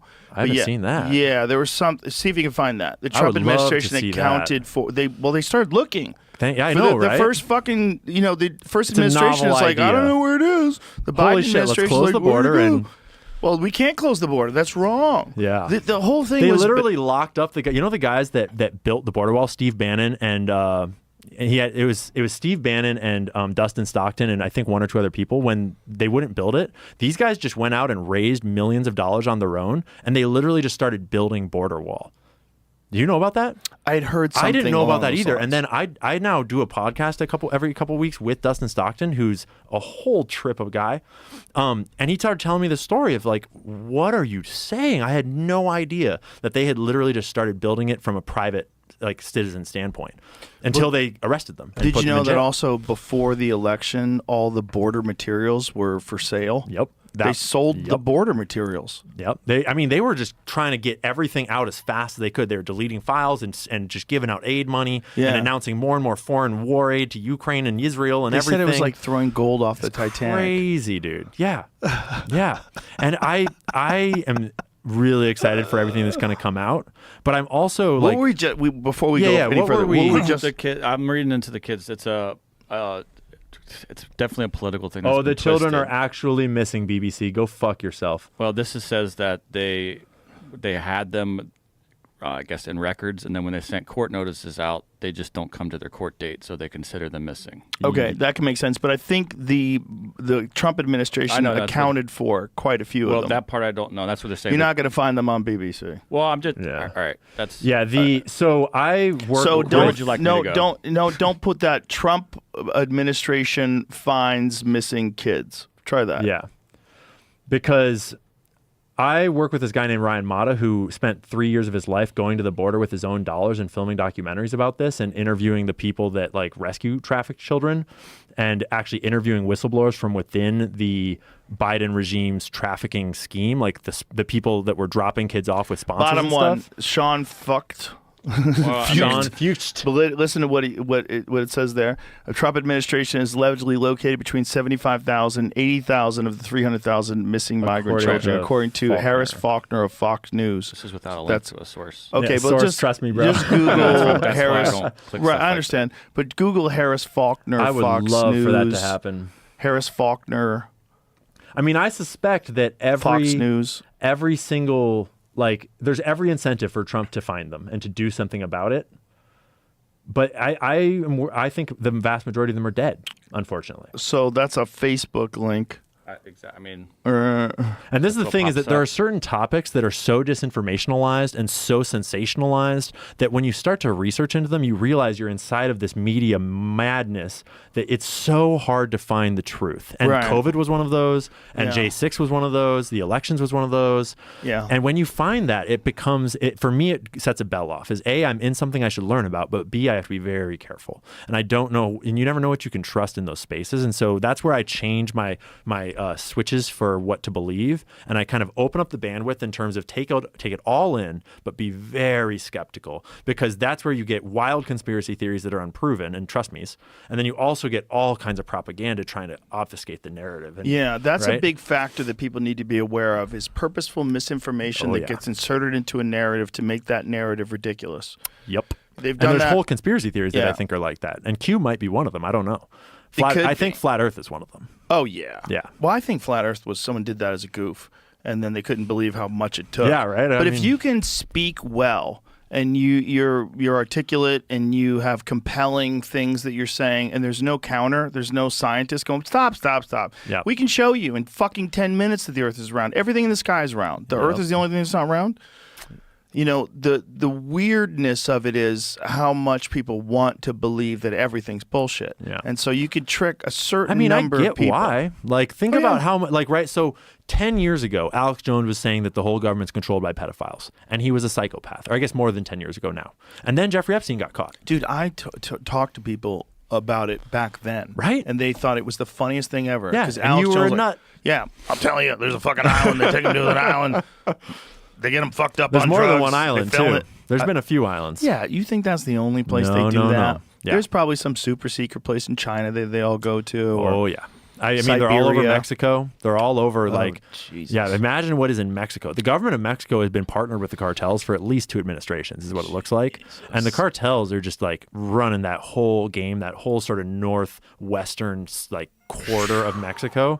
I can only No. imagine what we'll find down there. Really hilarious is the blue and on Twitter people, Oh, the dude. kooky ones who are like, yeah, you're going to go after the cartel. Good luck. Yeah. Good luck. The greatest military force the world has ever known versus drug runners. Are Which, you to out of be your fucking fair, mind? the cartels are highly militarized and they're Sure. extremely advanced, but Sure. yeah, they're not going to compete with They- us. No. I had my friend Evan Hafer on here from Black Rifle Coffee, and he Yeah. was talking about, like, do you understand the kind of, like, these are very capable people, no doubt. Do you understand the kind of ultra violence that they will experience if they let these, Yeah. you know, fucking SEAL team guys go after the cartel people? Because those How are proud insane that would be. Americans that have been itching to defend our nation. Like, they have been itching for the ability to actually do something meaningful. And that's also the place where, look, Afghanistan doesn't make sense. It doesn't make sense. Oh, to it was send an opium military. operation. Right. Oh, Yeah. yeah, that too. We can get to that. Oh, yeah. But it doesn't make sense that we would send troops over there. It makes sense that we would send troops after the cartels. If you think about the Absolutely. amount of death that occurs in the United States because of fentanyl overdoses, where you have tainted drugs that are coming in across the border and killing people left at unprecedented Children, levels. like taking kids yeah. from families. My whole Oh, yeah. generation was devastated by it. My whole generation. Everyone today knows someone who died of an overdose. Yep. Everyone does. That Yep. was very uncommon when I was in high school. And the problem is that it was not just illegal fentanyl and illegal heroin. The problem is that the Sackler family and the pharmaceutical industry was in on it, and so doctors were prescribing it to normal people. And it was just devastating our whole population all at once. It's so tragic. that painkiller documentary on Netflix Yeah, is fucking dude. or the docudrama series. Yeah, and so the administration now in Mexico, Claudia Sheinbaum, she is like the protege of AMLO, who was the leader of that same party from before, and I think he served 2 terms. It's like, so it's been something like the last 6 to 8 years or something. Their official cartel policy is hugs, not bullets. And what they basically describe is we're causing more death by going after the cartel, and we'll just agree to not touch them. We'll just agree to leave them alone. And I'm kind of exaggerating again, but like that, hugs, not bullets is their official slogan for their policy about the cartels. So it makes sense for us to fucking do something. It's like, we'll do the bullets. You can keep your hugs. Thank you very much. Right? I wonder what's going to happen with that. Because they did declare them a terrorist organization. Yeah. I mean, I was worried. I kind of came out a little hot, and I posted something on Twitter that was like, no fucking drone strikes inside of the U.S. No, sir. No, you're not. because the way that the sort of announcement was worded of like, we're declaring cartel members terrorist organizations and we will be and drone strikes are like totally A-okay on that, is what someone was saying about it. And I was like, where's the line on allowing the targeting of cartel? Because once you start targeting terrorists, that's why 9/11 was so subversive, is it turned everyone into a possible enemy of the state that can be shipped off to Guantanamo, because terrorism is just this elusive concept. Right. And anyone can just become a terrorist if we just call them a terrorist. Propaganda. And there was can people do that. shipped off to Guantanamo who were definitely innocent. 100%. And did time and got released. Oh yeah. You want to radicalize someone? Send them to Guantanamo Bay for a decade for something they didn't do. Right. And the you brought up the Hunter Biden laptop and those 51 intelligence agents. I wanted to look into it. So I looked at the letter itself and I actually read the letter. And on the letter at the bottom, they all signed it. And if you just start Googling the people that signed it, the very first two names were ex-directors of the CIA that lied to us about Guantanamo Bay and lied to us about surveilling American citizens and lied on the stand.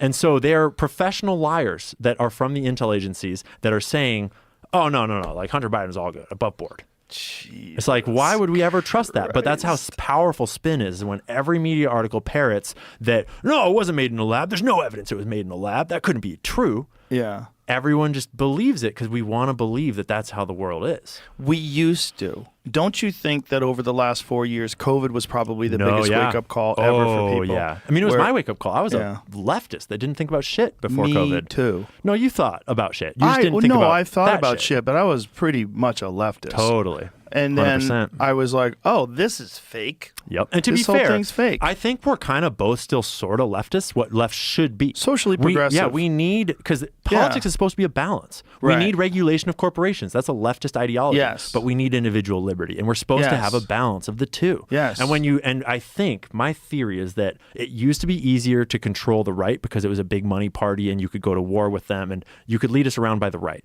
But as technology came in, they realized it was way easier to spin narratives to the collectivists. And if you can get all the collectivists, the leftists, to go along with the narrative, that's way more effective than these individual liberty people with the guns. Well, also you're controlling all the universities if you have Bingo. the leftists. You have the narrative that you essentially program the culture as it then leaves the universities and enters into the workforce. The most ignorant people ready to be programmed coming in. I mean, that's always how communist revolutions have been programmed. Well, we were talking about this with Jordan Peterson, where people were saying, what is the big deal? This is like 2015, 2016, when Jordan Peterson first started, and when Brett Weinstein first started emerging. And before that, I was talking about these crazy things that were going on in universities, and people were like, why are you paying attention to these fringe things that kids are doing? I'm like, they're going to graduate. These are the people. These aren't the people who 30 years ago were studying in school, trying to figure out what career to get into and job. No, they want to change the world with activism now. Everyone wants to be an activist in every job you take. Everything you take is supposed to enact social justice. That is supposed to be and then you're given this as like your social credit system when you're in the universities, and then you leave. Like, I still want to be the good person. I still want to be the person that everybody applauds. I will do the right thing. I will say the right things. And then you get DEI in the workforce. Like, oh, great, it's all here now. We're all together. And in a world with no meaning, where like life is meaningless for 99% of the population, you give them meaning, and they will cling to that till you're they on the die. good team now. You're on a team. Yeah. You're on a team. And I of understand people. it because I come from that. I come from one of the most liberal cities in this fucking country. Yeah. But then I'm like, COVID's happening, and I was taking it really seriously. Like, my last Facebook post was like, all young people, we should lock down and take this really fucking seriously. And then all my roommates were like, hey, let's go down to Seattle and do the BLM protests. And I'm like, whoa, like, you're a mask Nazi. You're like on me about my masking, and you're trying to go burn down Seattle in a group of like 100,000 people? What? And so they all went down to Seattle, and I'm back at home. And I mean, I still love them to death. Like, if they watch this, like, no shade to them. Like, but I'm at home watching the live streams of the BLM protests, and I'm like, where'd that pallet of bricks come from? Right. And that got me thinking. Where'd that pallet of bricks come from? Over and over and over again. And there's all these explanations. Well, there's a construction site. Oh, yeah. Let me tell you something about construction sites. Bricks are fucking expensive. They don't leave bricks laying around like that because people would steal them and take them to their construction sites. That shit happens all the time. If you leave copper piping on a construction site overnight, people just steal Especially that shit. downtown where there's meth heads everywhere. Yes. Yeah, Why you got a basket yeah. of fucking bricks? No. And so then the thing is, I start asking a question. I ask one question in that leftist environment, and it's just like, don't ask questions. Like, Yeah. I'm fucking out of here. Well, And that's what Chase got me Hughes was started. talking about that when he was talking about COVID. Like, what are the ways you can clearly see that something is a psyop? First, you're Yep. not allowed to question anything. Yep. 100%. And questions are met with like obey the herd, like and they demonize you, and they don't ever attack the Yeah. arguments. They don't ever engage with the arguments. No. And that's what I love about the job that I've fallen into as a sort of like researcher, is that I have no problem with being wrong. My favorite moments in my career so far have been when someone's proved me wrong, and I've been like, oh shit, thanks, bro. I didn't know that. I'm going Right. to research that and look it up, because some people can get trapped in their ego and need to stay on some hill and die there. Right. But like, that's retarded. You don't need to do that. It's a progress for intelligence, for like learning. That's what the Academy of Ideas was built on, right? Right. And so having this culture of censorship and of herd mentality, especially in the universities, is the most toxic thing to our national future you could ever incorporate. Yeah, it's a perfect thing that a foreign company or a foreign government would do Yep. to the United States in order to ruin us. And this is what Yuri Bezmenov talked about in the 1980s. Bingo. That's such a formative speech to watch. That speech is Everyone should crazy. watch that And speech. it's ironically in 1984 Yeah. that he's saying this. Well, I mean, these tactics are old. Like, Yeah. I mean, they go, and I more and more started to look at like, we changed from kinetic warfare at the atom bomb to like psyop and subversive and information warfare. And we were still doing kinetic warfare, but it was all these little proxy wars that were based on propaganda and like in order to spin narratives, in order to get support. And more as technology has evolved, one of my kind of shticks is that the warfare is information warfare now, because what they need to do is they need to convince everyone that COVID is real and that you need to lock down and you need to wear your mask and you need to take the vaccine so we can profit. And all of that is information. Yeah. And that changes it from soldiers fighting soldiers to government agencies, or rather NGOs and all these conglomerates of money, like groups, essentially targeting all of us, and we Yes. become the targets of that warfare. And so it's on us to get educated and What's to learn. fun though is when they try to spin a narrative to try to cover up their tracks, and it just winds up exposing more people to what's actually going on.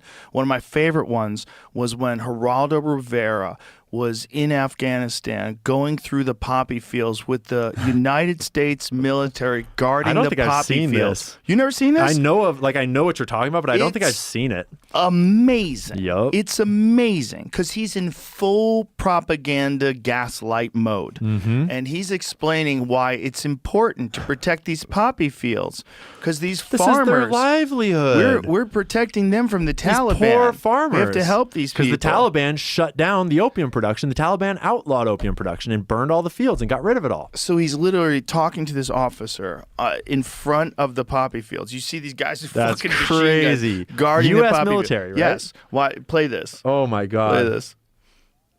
We're going to head to Afghanistan this morning. One of the biggest obstacles Let's go. This in front of morning. US troops there We're in gonna head to Afghanistan is the Afghanistan. opium trade. The Taliban is using it to intimidate the population. Joining us from Helmand Province is Geraldo Rivera. Good morning to you, Geraldo. Tell us what you've seen during your days there in Afghanistan.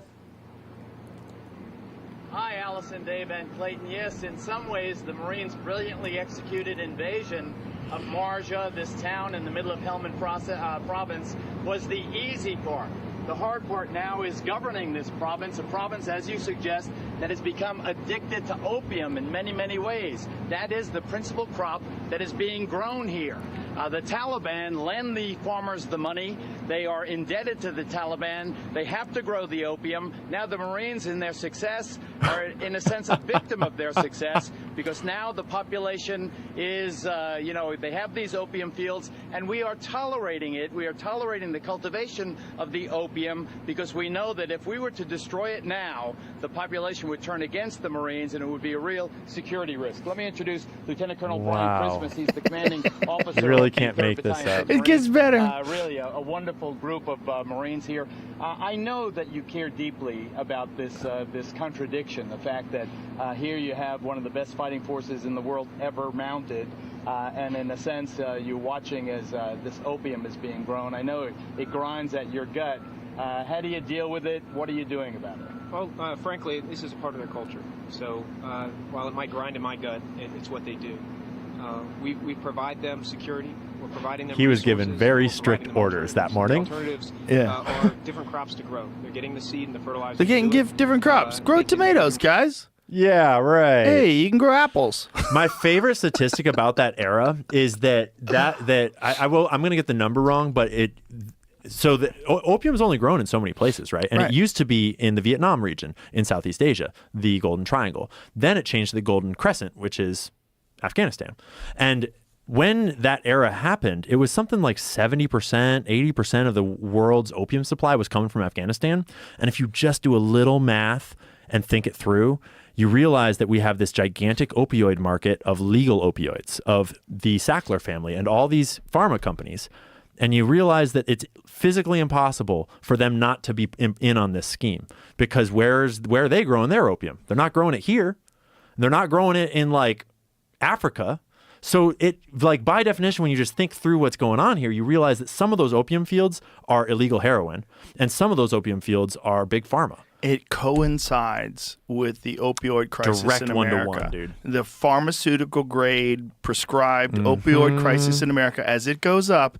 And then you see at one point in time, Afghanistan was responsible for 94% Yeah. of the world's opium. Bingo. There's the stat. While we Bingo. are occupying. Now it's Myanmar, which also just went through a military coup. Yep. I mean, they've always got to control. So opium has been one of the most important crops to control ever since the British Empire and like the days of tall ships. Yeah. You know about the opium wars with China? Yes, That was yes, a yes, funny history to learn about. Yeah, crazy. Yeah, because that's the thing is that I've been basically learning everything from scratch as I've gone because I didn't know shit. I was just How like many going years you been in snowboarding. this? Less than 2. That's so crazy. I mean, like I was You've learning done before so well. that. You must be a plant. I You know, must be right? some sort of an operative. I'm a but it's Mossad like, agent. You're just good at it.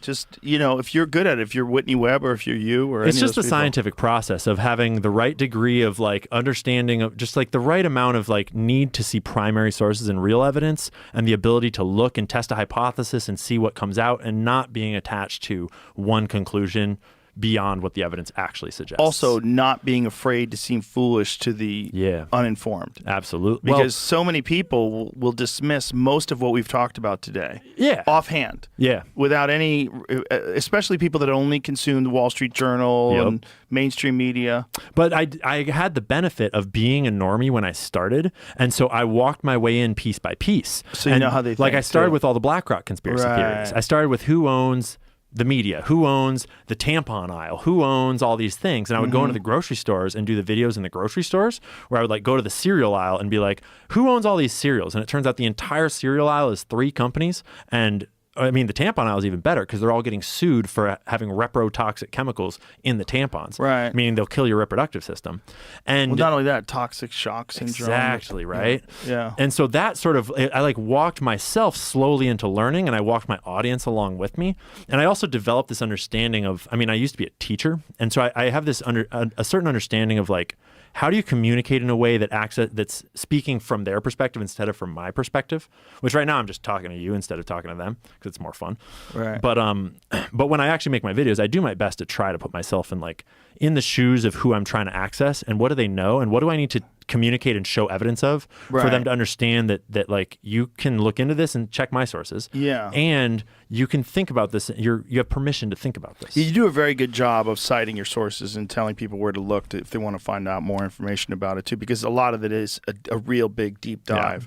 And it's the most important part It's also, by far. It's like unless you're a person who does it for a living, like the amount of time that it takes Yep. to find out about this stuff, and then even you, who's been in for 2 years doing this, like there's decades of layers you need to uncover, Exactly. and it'll take forever. Like Whitney Webb's been doing it for how long? Oh, I don't even know. Alex dude. Jones has been in the game for 30 plus years. Exactly. Yeah. And there's still always more to learn and always more to connect. And we get new information that puts new light on old situations. It just it's this constant rearranging game of understanding. And I just love that.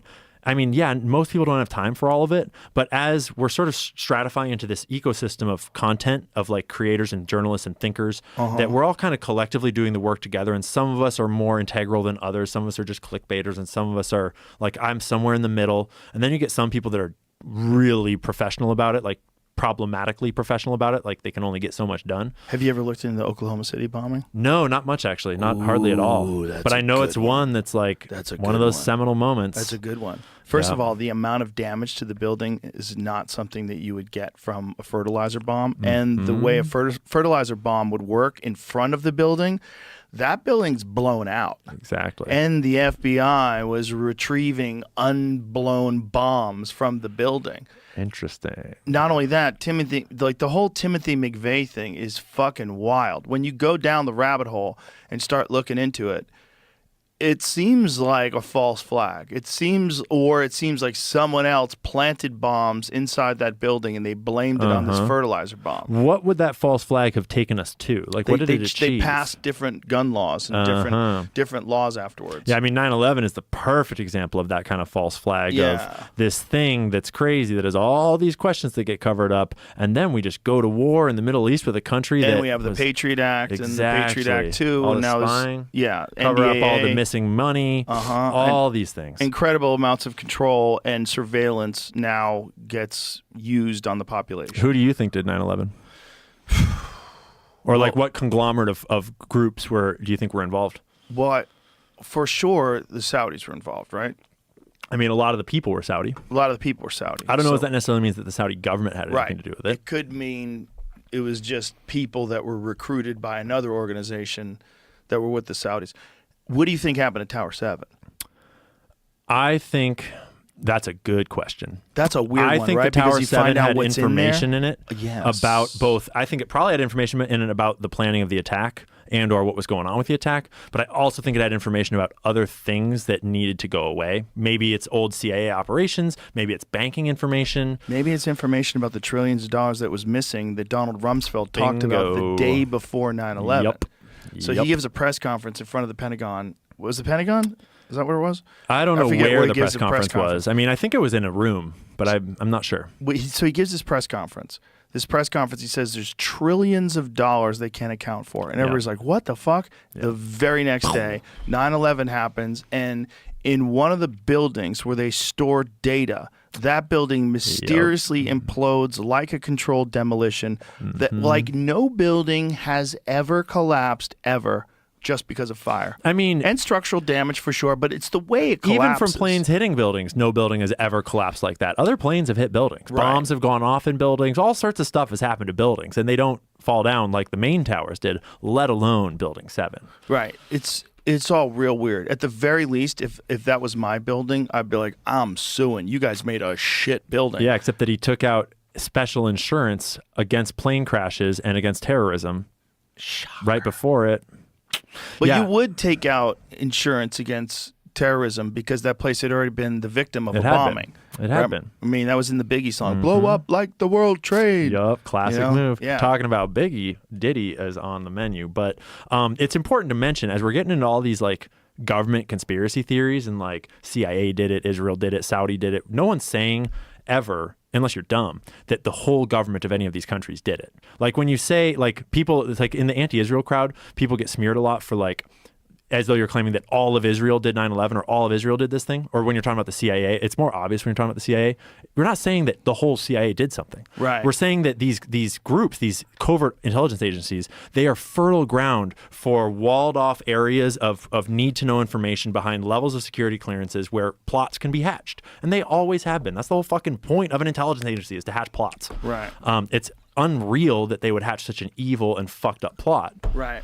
But it happened. And you only need to do it. I mean, 9/11 happened when I was in like grade school, and I remember all like where I was and all that shit. And that was the seed that just sort of sat under the ground until, BLM, that eventually sprouted for me of like, I always knew there was something weird, and I saw Zeitgeist when I was way younger.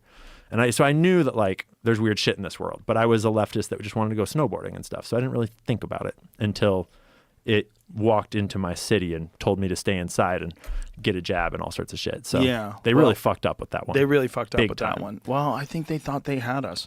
Because I think they did. All the people that are in power are operating on a paradigm that existed before the internet. Exactly. Yep. Do you know Mickey Willis at all? No. Do you know the Plandemic films at all? No. Oh, dude, you should really check them out. Yeah, he's around this area, and I had not seen them before. Plandemic 1 was this doctor named Judy Mikovits that blew the whistle really early on, and that is one of the things that got all this, like the fact that you haven't heard of it and seen it is No, I've heard of it. Exactly. I've heard of it. They I just like, haven't locked seen it down. But I was so balls deep in the COVID thing that I didn't want to see anything more because it was me. Yup. I was a part You of were it. a part of that censorship. Yeah. She got that same kind of treatment of like smear campaigns left and right and just The smear hatred campaign and, against me, though, was so eye-opening.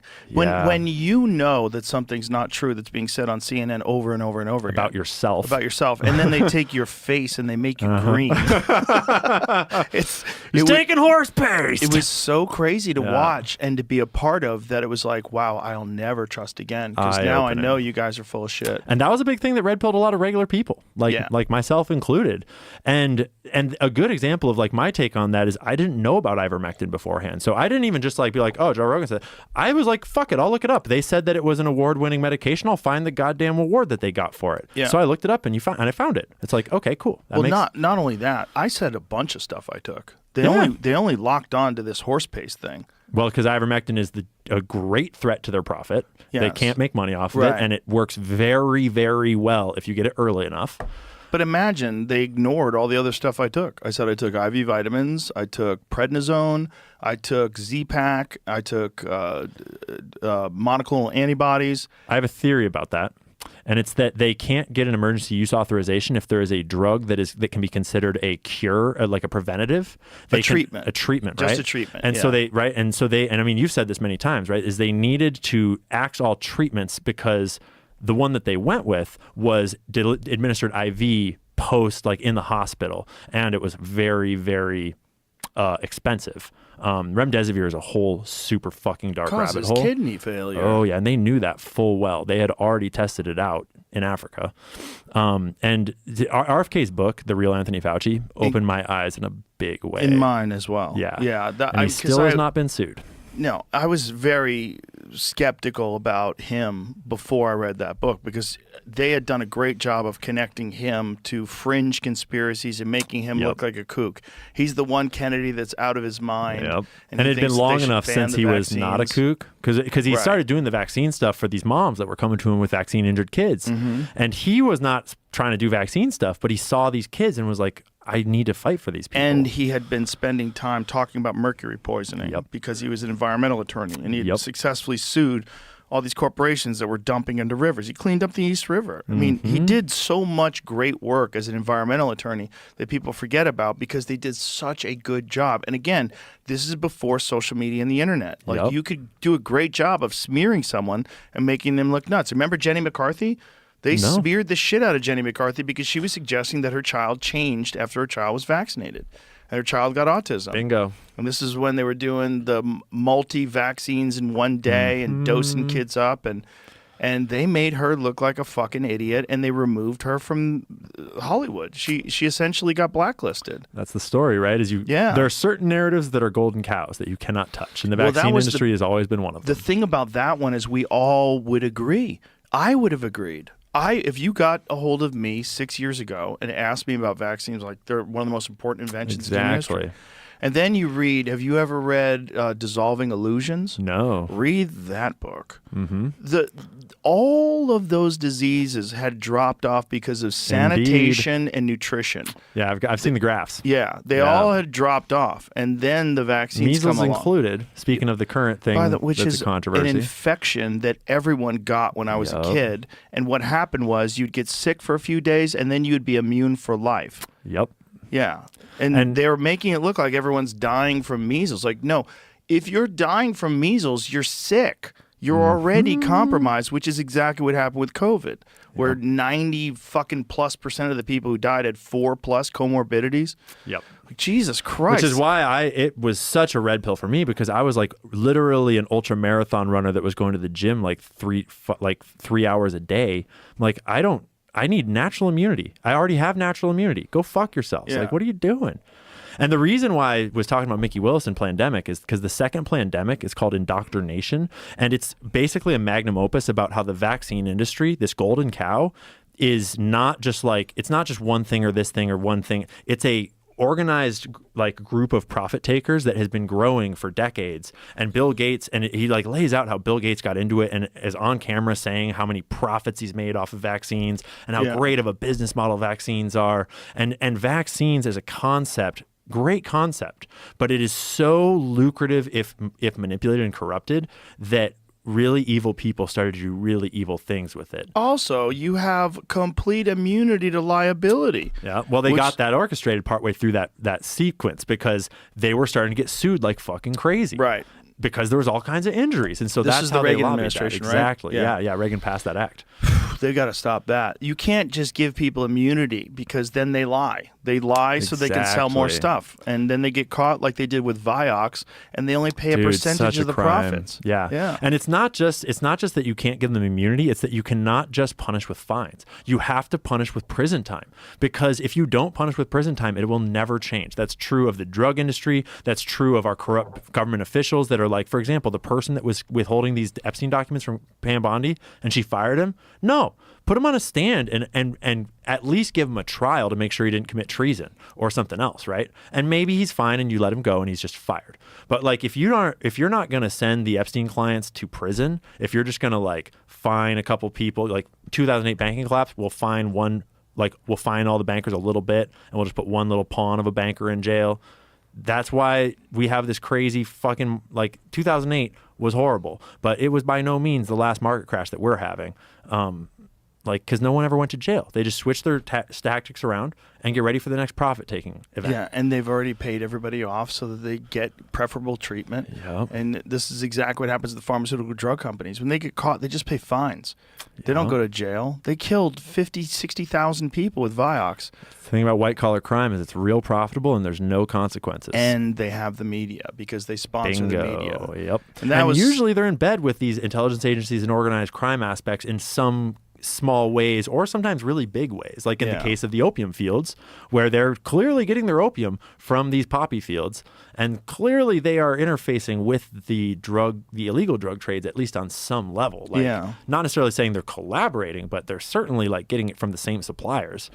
It's really the idea dark. that they're not is crazy. Yeah. The idea that you're going to have 94% of the world's opium and you're just going to ignore it while you're occupying the country with a military force and guarding the fields. Shut the fuck Especially considering, up. so that was George W. Bush, right? But George H.W. Bush, this is one that's not totally declassified yet, but I've been digging deep into it. I got a whole bunch of documents on it, and it's kind of declassified, is that during Vietnam era, we were managing all of the opium production and the heroin production in Laos and in the surrounding area.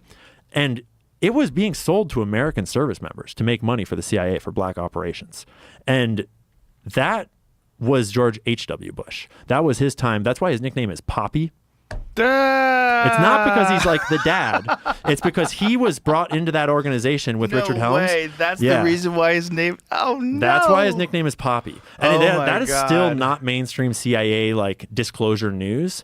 There's a whole fucking rabbit hole about it. Like, it is kind of disclosed that we were involved in that drug trade somewhat, but it's not disclosed that's why all the Vietnam veterans came home addicted to heroin, because the CIA was selling heroin to them and to a lot of other parts of the world in order to raise funds for their black budget operations, because the CIA has always had trouble funding all their operations ever since the start. Which is also what they did with crack cocaine in Los Angeles. Bingo. With Freeway Ricky Ross. It's all tied in. So Bill Casey, Bill Colby rather, who put that all together, he was in the heroin operations in Vietnam, and he was like a little lower down and not running it. And then as he grew up and came to power in the CIA, and those other guys that were more competent, Richard Helms being the primary one, Richard Helms and H.W. Bush, they were not involved when he went off on his own and tried to set up the cocaine smuggling. And that's why he bungled it so fucking bad, because he was a psychopath that didn't have the skill sets required in order to run something that complex. And it eventually, when Barry Seal got popped, he was the guy that was flying it used to be, I'll drive a truck with a brick of cocaine across the border. And then Barry Seal was this military CIA pilot that said like, oh, I'll just fill my whole fucking plane with cocaine and you get like 1,000 runs in one. And he was just flying whole planes over to Mena, Arkansas, where Bill Clinton was the governor. Yeah. As well as a few other places. That Tom Cruise movie where they get a call from the governor. Bingo. And they have to let Barry Seals out, which did happen. Oh, yeah. And when Barry Seal finally got popped, all the rats started to run and try to look out for their own, and eventually that led to Oliver North taking the stand and totally bungling his fucking job on the stand. He was supposed to be like, bro, you're supposed to be the fall guy, and now we just have this huge fucking problem. Yeah. It's wild. Wild. And dude. These are just one of thousands of stories like this. Yep. thousands and thousands of Very stories. well documented that originally you're a fringe reporter, Gary Webb. You're making it all up. You're a disgrace. And Gary Webb's writing Dark Alliance. You can look up his Wikipedia page. And Gary Webb exposed how Freeway Ricky Ross was the outlet for all this cocaine. And holy shit, Freeway Ricky Ross is a crazy story. But then I've when had he him exposed, on 3 times. Yeah? Yeah. I had Dude, him on what recently. an interesting guy, right? Yeah, he's selling weed in L.A. now, Dude, legally. what a full circle. He goes from wanting to be a tennis pro to being Yep. the #1 kingpin of cocaine. Well, not only business that, mastermind. Doesn't know how to read. Yeah, illiterate the whole time. Yeah, learned how to read in Dude. jail, became a lawyer in jail, No and shit. then realized that the 3 strikes law had been inaccurately applied to him. Whoa. Yeah. I did not know that. Yeah, That's they crazy, applied dude. it to one specific event. It's supposed to be you get arrested 3 different times for 3 felonies. No, I think that they needed to cover it all So he's up out of because jail. shit was starting to come out. Well, Because Gary yeah. Webb was starting to Yeah, fucking. yeah. I mean, maybe No Gary doubt. Webb was after that, but then Gary Webb committed suicide by shooting himself in the head 2 Twice. times. Yeah. It's like, okay, guys. Yeah. Crazy movie about that too. Yeah, crazy. Yeah. There's so many of these things. It's like the idea of a conspiracy theory being a ridiculous fringe thing doesn't hold water anymore. It's like the Jimmy Dore skit. It's like reading. You mean reading? You should try it. Jimmy's the best. Yeah, I love Jimmy He was just much, here. dude. What a legend. He just filmed his new special at No the way. Mothership. Yeah. Jimmy's the best. I love him to death. I've known him from comedy, from back in the day. Yep. And then when he was at Young Turks, when he was a leftist. Yep. And then, which he really still holds all those same values. No, he holds it down. Yeah, like you he's and still him are the for the 2 guys I workers. point to and him a little more than you now, of when I'm like, where's the sane left still at? Right. It's kind of like you guys, and like like Eric Weinstein is a good example. Eric and Yes. Brett Weinstein. Yes. There's a couple, but a lot of them have there's just people gone that insane. didn't. Taibbi's another one. Taibbi's great. I love yeah, Taibbi. there's people who didn't cave. Yep. But did they get fucking attacked. Boy, did they have a lot of pressure. Oh yeah. It's like, it's so hard to know what's real in the world, and unless you have Schellenberger, unless you have Glenn Greenwald, unless you have those people out there Yep. that are risking their neck, they're sticking their neck out there to tell you exactly what's going on. This is what funded it. This is how it started. Mm-hmm. Don't let them say any differently. We made an agreement with Russia. We did this. NATO did that. This is what's going on. And Can't be bought. And it's so important, and they rise now. There's so many of them now, and they're coming. It's becoming much more mainstream. And if you look at some of their videos, it's millions of views, and then you find that MSNBC is getting a fraction of that. Yeah. And they're corporate funded, enormous, huge organizations with staff, and now they're hemorrhaging people. It's wild to watch the mainstream journalists, like the MSNBC folk, have to leave. Like Joy Reid just left, for example, and when Don Lemon left, they got fired. Exactly. You can't say left Yeah, because they didn't want to leave. Yep. They got kicked out. But they try to make it in the new media world, and they're just like, you have no value here because you were never good at this job. You were just good at reading propaganda to us. You look good, and you got put on camera. Whereas Tucker Carlson gets kicked out, and he fucking slays it, and he just grows bigger and bigger and bigger because he's not bought and he's not scared, and he actually is good at communicating and interviewing and getting to the truth. And it's so cool to watch this seismic shifting in the industry. Yeah, it's really fascinating. It's a fascinating time. And I think it's good for humans. Oh, yeah. It's good for the human race. It's good and there's going to be a lot of bullshit out there. There's a lot of stuff that's not true, but that's okay too. Yep. You'll figure it out. Yep. Well, the truth will rise. There's too many people that are telling the truth, and there's too much that's undeniable that once you start reading, you start questioning virtually everything. Fun tie for 2 things you guys were just talking about. Oh, yeah. Southern Air Transport. This is the airline, right? So this was the airline used. Came out the same day that they filed for bankruptcy after being in Columbus, Ohio, being used by Leslie Wexner's limited Leslie company. Wexner is deeply tied into those CIA A lot of lines. roads lead back to Columbus, Jamie. Oh, yeah, and I it's was gonna all wait till we because were of off Leslie air to Wexner. talk about that a little more. I got all- some things to Jamie's share got- with our friends. Jamie's got his own Got some conspiracy. files. Heard that. Yeah, I'm with Jamie's- you on that. Yeah. Why? It's wild how many of these things. And again, before the internet, this is how they did business. This is why it's so sloppy. It's because before the internet, you didn't have to cover your tracks. You could get away with this stuff.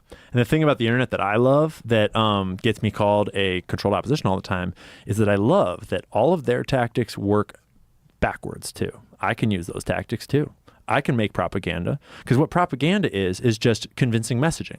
Right. And if you have convincing messaging in the hands of an evil fucking megalomaniacal dictator, government, CIA, whatever it is, that's really bad. But if you have propaganda tools in the hands of regular citizens that have morals and values that want the best for the world, correctly applied, you can fight back against them. Right. And so there's this element where I'm looking at how do you open people's minds? Like, how do you strategize to like get your, and it's a balance, right? Because when I'm reporting on something, it's important to tell the truth. It's important to be accurate. And accuracy, if you really dig enough and get enough accuracy, that reduces entertainment value. But if you find the way to balance entertainment value with accuracy the right way, which is always a moving target, you can change the world. Like, I'm a regular dude 2 years ago. I was an Uber Eats driver, an ultra marathon running guide. I was like a no one in the middle of nowhere.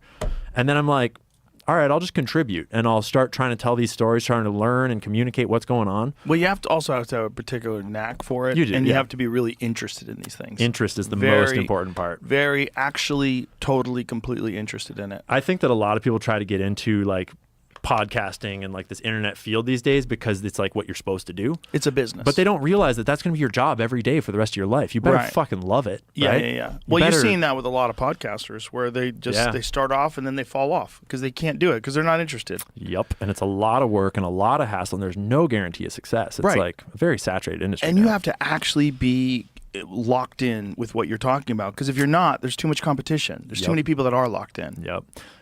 Okay, what do you think is going on with the whole UAP thing? Dude, I love this fucking conversation. I love this fucking It's the most conversation. interesting. I never get tired of it. Do you want to go the angle of like, what are the crafts, or do you want to go the bigger angle of like, what is the phenomenon? Okay, let's start with what is the phenomenon. I think that right now, science and religion and UAP exposure are all converging on similar truths.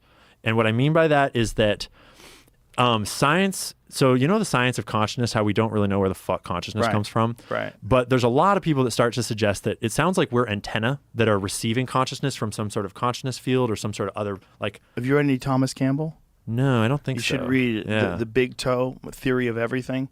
It's yeah. very bizarre stuff. I Very s- hard to swallow. You got to go back and listen to it multiple times. Or I like read that it kinda multiple shit. times. I had him on the podcast, and at the end of it, I was like, "We got to stop here. And I have to think about everything you said, Yep. and then we'll bring you back, and we'll go deeper." Because he wanted to keep going and go deeper and deeper. Like he's been living in these It goes realms. and goes, dude. Because you're talking metaphysics, you're talking physics, you're talking Multiverse. like history and like disclosure about history and dimension. And like I suspect that whatever consciousness is coming from is this multiverse, this consciousness field, this ether, this multidimensional thing, whatever. I suspect that's very similar to what UAPs are traversing in and out of and through. And I suspect that's very similar to what we identify as either the gods plural, the aliens plural that have these abilities we don't have, Angels and as well demons. as God singular, which is probably the highest up above all of those things. I suspect there's a version of all these things that are starting to converge on one truth, because when you learn about remote viewing, that's what really cracked it for me, was learning how much money the CIA has invested in remote viewing over the years. The CIA is not spending millions and millions of dollars on some crackpot bullshit that's not going to work. They would for a little while, but they've been doing it and doing it and doing it. And now we've got disclosure from people that are coming out whistleblowing that they are doing it today. And I'm in the program, and this is how we did it. Have you listened to the telepathy tapes? I've listened to a little bit of them. I've not I listened had all the Kai way Dickens through. on the podcast the other day, and she explained the whole thing, like provable. Hours and hours and hours of nonverbal autistic kids who have Yeah. telepathy, provable telepathy, undeniable, It's crazy, 100% dude. accuracy, wild. Yeah. And I Wild suspect stuff. that all of that is, and there's a weaponization of it. There's I mean, it's not just public study of it. There's definitely been private study of it by the intelligence agencies and probably the weapons developers for a long time. I mean, I was very surprised to hear Elon's answer to your alien question the other day, which I understand that he probably couldn't talk about it anyway. That's how I take all of his answers about Yeah. aliens. Yeah, it's yeah. like, it's like, okay. nice try. I had to try. All right. But like, and there's look, no I don't way. ask him about it off air either. Yeah. I don't. I mean, like, you got to okay. respect a man's like private. Like he's got NDAs up the wazoo for that kind of shit. Also, he has top secret military clearance and he runs SpaceX. Bingo. Yeah, I wouldn't. Bingo. I wouldn't say jack shit. And I'd be that's where Flat Earth they're comes all in. real. They're very subtle. That's Yeah. what I would say too. Exactly. And I think that Flat Earth, a lot of the evidence that gets cited as Flat Earth, like, for example, NASA fakes footage. And if you look into it, it's fucking obvious that NASA is putting out fake footage. They're clearly on wires in some of that footage. Clearly some of that footage is underwater and there's bubbles fucking floating up and shit. But Which that, footage? just like NASA publishes all kinds of footage, from like the ISS to they have live streams to they do like videos, and no one ever watches it because like whoever watches random. So you NASA think some footage, of the ISS footage is fake? There's a lot of footage you can find online that is coming from NASA where there's like little slips or like a guy is like they're doing their floating shit and then the buddy reaches out and grabs where a wire is to help his buddy get back into frame, like little slips of the where they're like just trying to orchestrate. Yeah, and I've never seen any of that. And who knows I've if seen it's the moon who knows if landing it's footage real that or looks not. hokey. Yeah, so all I'm saying is that gets cited by flat earthers as like NASA's covering up flat Earth. Okay. And what I'm saying is that there's a lot of reasons why NASA would cover up and produce fake footage from something like the ISS, and every single one of them rhymes with aliens. Because if there's any type of aliens going on up here, it's very possible that they are up there in that fucking space station, or they're or like they could be, like I don't know. And I'm not saying I think they are for sure. I'm just saying that people tend to look at a piece of evidence and jump too quickly on the one explanation that they're sure is right. And sometimes there's other explanations. And aliens apply to so many parts of our world, like demons.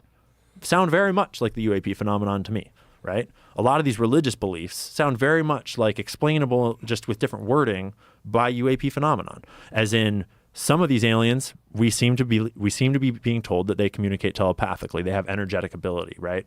Yeah. I'm getting to the point where I'm suspecting that we're gonna be finding out that religion is like humans trying to interpret these phenomenon over millennia in all the human ways we would, and telling stories about them. And I'm not saying that God's not real. I'm saying God is real, and that does not diminish God at all. I almost think it makes God more important and more powerful to understand, because from my understanding, correct me if you have a different one, it sounds like we're getting a lot of reports that are cross-corroborating that there's more than one thing going on here. It's not all aliens are the same, and it's not some of them might be us from the future, some of them might be us from under the water, some of them might be other species.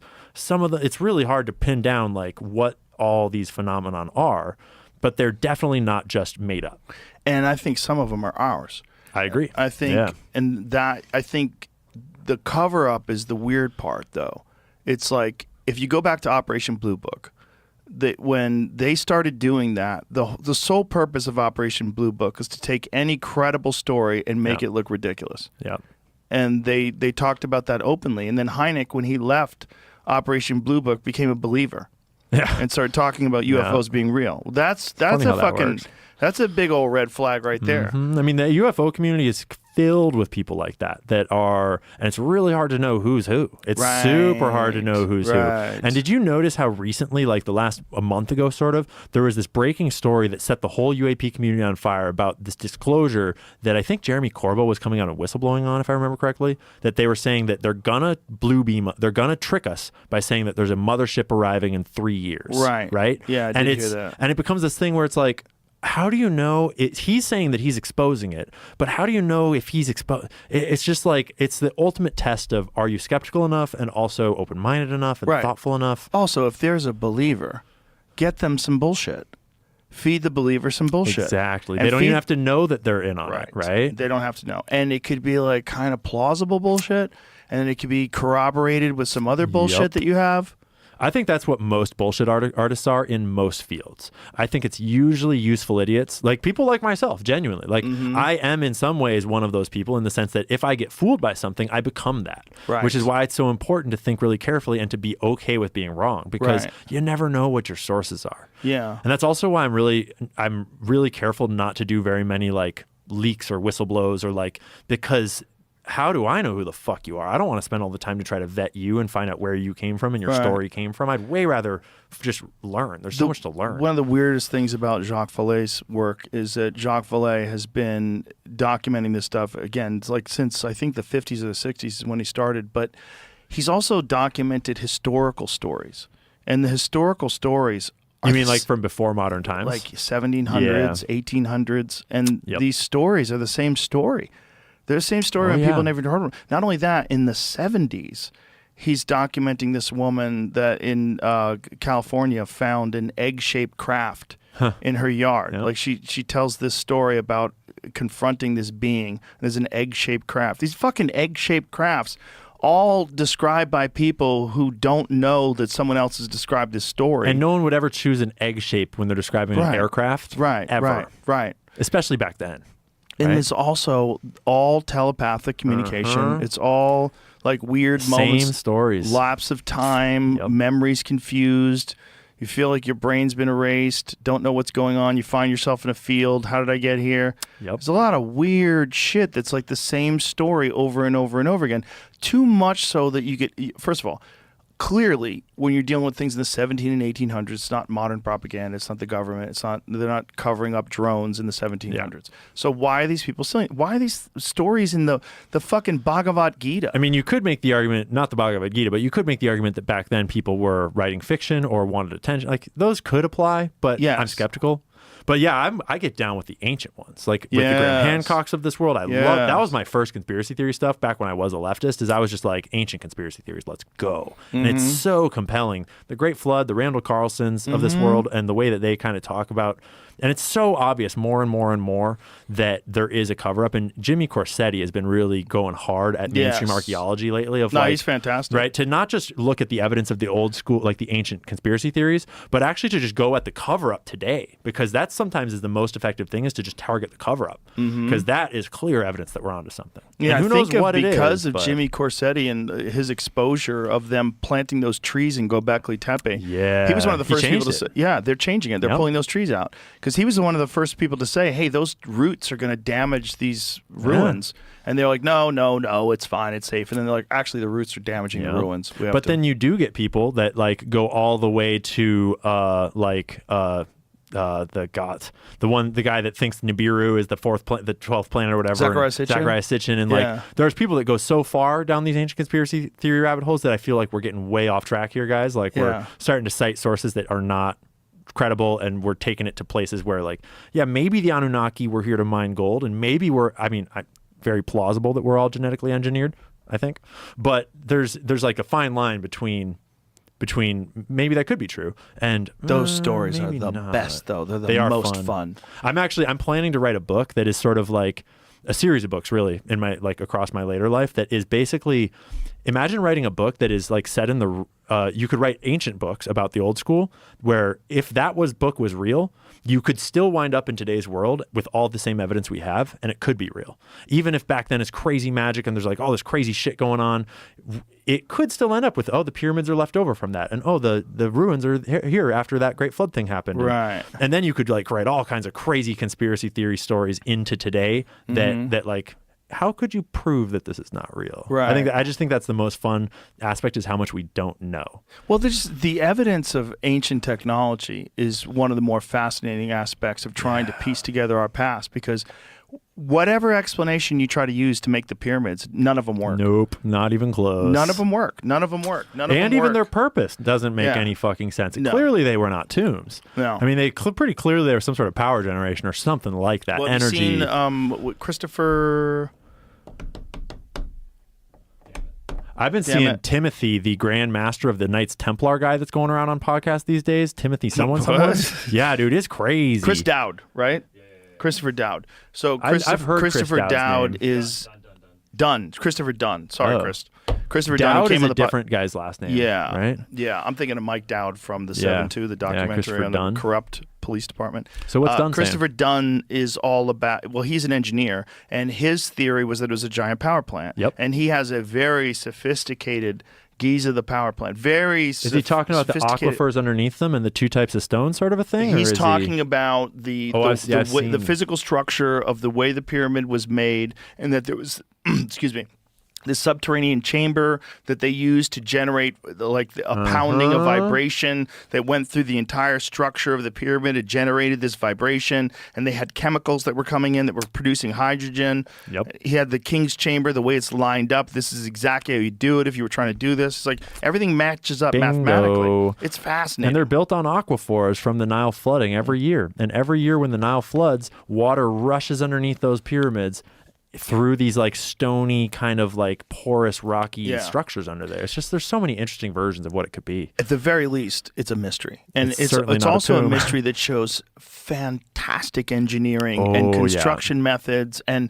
the ability to move rocks and bring them from 500 miles away through the mountains that are 50 tons. Like, how? I suspect telepathy of some form. I suspect like alien capability. Do you think it's technology, or do you think it's like... Well, it's some kind of technology, right? You don't think it could possibly be that aliens have the ability to literally move things with their minds? I mean, look, if you're dealing with something that can come here from another planet, communicates telepathically, who knows? Who fucking knows? No. But even if it's human beings, let's say it's super sophisticated human beings that lived at the very least 4,500 years ago, because that's the conventional dating of the construction.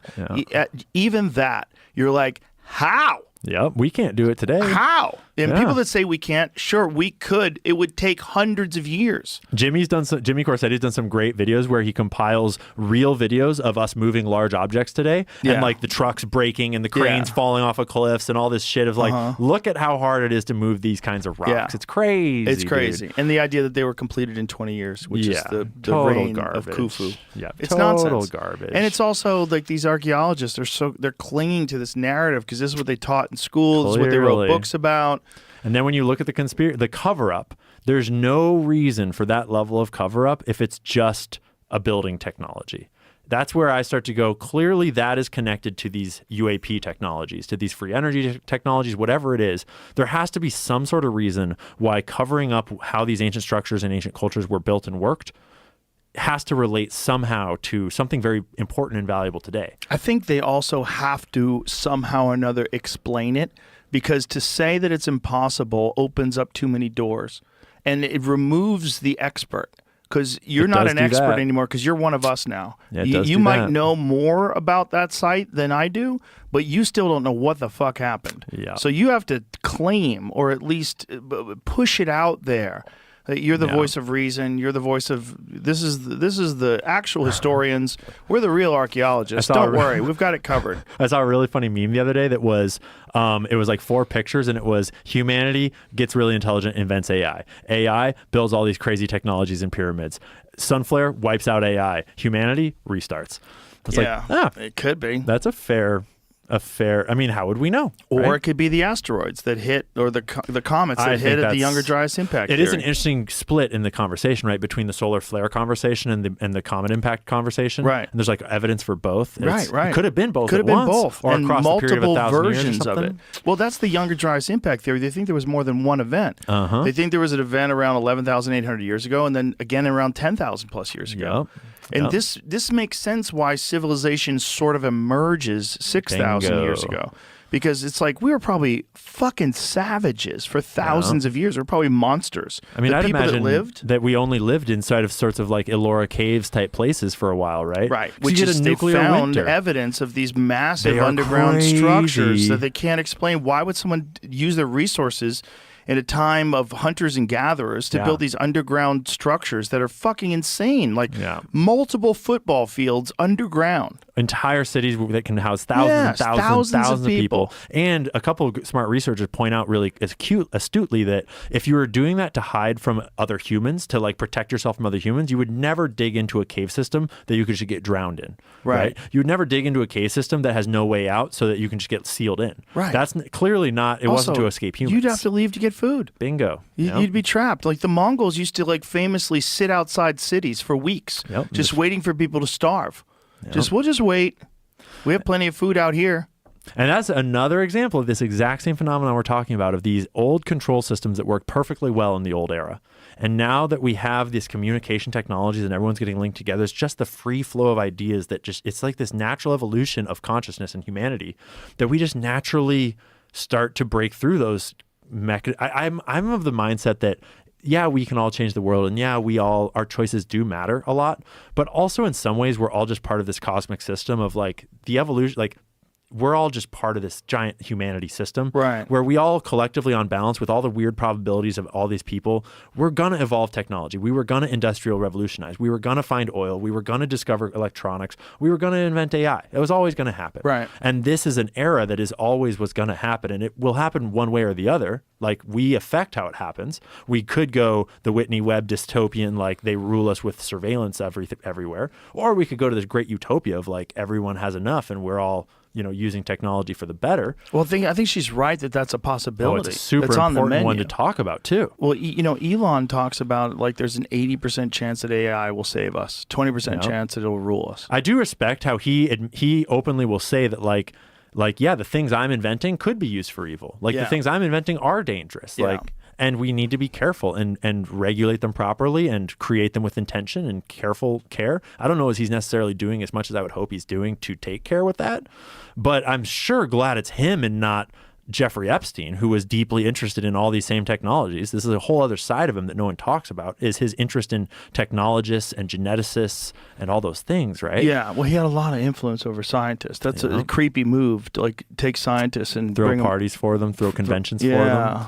And a couple of them a couple of them had some serious accusations, like Marvin Minsky, for example, but I bet a lot of them were not compromised. Like Stephen Hawking. Everyone freaked out when Stephen Hawking was on the list, but it makes perfect sense as you realize that he was throwing conventions on that island for scientists specifically to bring them all together, because that way you get connections, you can get favors, even if you're not blackmailing them. Then they just want to be on your good side because you have all these connections and you can fund all their projects, and you become this integral part of this technological sort of space. That's so blackmail's valuable. not the only tool. That's a blunt instrument. There's a lot of just connections. He also just hooked people up with wives. Like, do you know that he claimed that he introduced Melania to Trump? Yeah. Yeah, that's a crazy one. I suspect, Melania conspiracy time, I suspect that Melania has been whispering in Trump's ear. I think she was trafficked before, either bad trafficked or good, or just like knew Epstein and like knew that world a little bit. But I suspect that she's been whispering in his ear about what that really is and does and all that things,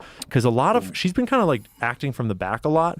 But when you really dig into what Melania's been doing, she's very, very active in anti-trafficking and in protecting trafficked victims and girls and stuff. And as Trump, when he married her, and then they have Barron, and he's watching his son grow up. So you have this young child, and you have this wife telling you about her previous life, probably, and just whispering in your ear that like, this could be your legacy. This could be your legacy. This could be your legacy, right? Because he used to be friends with those people, even though I don't think he was blackmailed, because I think that would have come out when the Democrats were going for him. Right. And maybe he was involved in the trafficking a little bit because of the things that he bought and the people that he knew and like Roy Cohn connections. But I don't even know about that. But regardless, he knows the game. And then he marries Melania. And then more and more, like he was in charge when Epstein went down. He was the only one that when Epstein got arrested and they were going around asking for dirt, he was like, I'll fully fucking cooperate. Fuck that guy. I'll tell you everything that I know. And so I suspect that Melania has been instrumental in his sort of shift to being the only guy willing to go after those traffickers. Out of all the information that's getting disclosed, supposedly this administration, what do you have the least faith that we're going to come to Epstein, a conclusion? for sure. Epstein. And I think it's because of Israel. I think that because when you really dig into Epstein, his entire network was Israel. It was clearly like Ehud Barak was the ex-prime minister and the ex-head of Israeli intelligence. Leslie Wexner was one of the most powerful pro-Israeli philanthropists. The whole organization was Israel. So I'm not saying it was all of Israel. It was all an intelligence gathering, and it was targeting Americans. It was targeting American officials and the American president. Right. And the CIA does have interest in those targets too. Elements in the CIA does. Certainly they had help from the CIA, and certainly they had help from these other organized crime and intelligence operations. But you don't like, so for example, Dan Bongino, the new deputy director of the FBI, he recently had this clip that went all around where he said on camera that he had a source that he trusted deeply. And he's an informed guy. He was at a Fox News interview, and the source told him that Epstein was working for an intelligence agency in the Middle East. And I don't know which one, but someone in the Middle East. And to be fair, we all already knew this. We already know who he worked for. At least I think so. But I'm looking at, okay, Dan, so if this giant group of Jewish billionaires is running a sex trafficking operation targeting American politicians and business people and stuff, you think they're working with an Arab or Muslim nation in the Middle East? Like, you think that Leslie Wexner is devoting his entire life to philanthropies on behalf of Israel, but then he's going to work for Saudi Arabia when he's doing this trafficking ring? Right. But if someone says to him that they're all working for a country in the Middle East, knowing he knows what that means, but not specifying, doesn't he kind of have to repeat it that same way? Well, he also has to repeat it the same way because he won't get the job if he says Israel. Exactly. Because Israel has so much control over our government right now. And I'm not saying that all Jews are in on something. Clearly, internet. Thank you. Internet. And Joe is definitely not saying that. Definitely not. But the Israel's government is every bit as as vulnerable to the deep state effect as the American government. But I would argue that Israel's government is way more vulnerable to it because of the people that founded Israel and the way it was founded.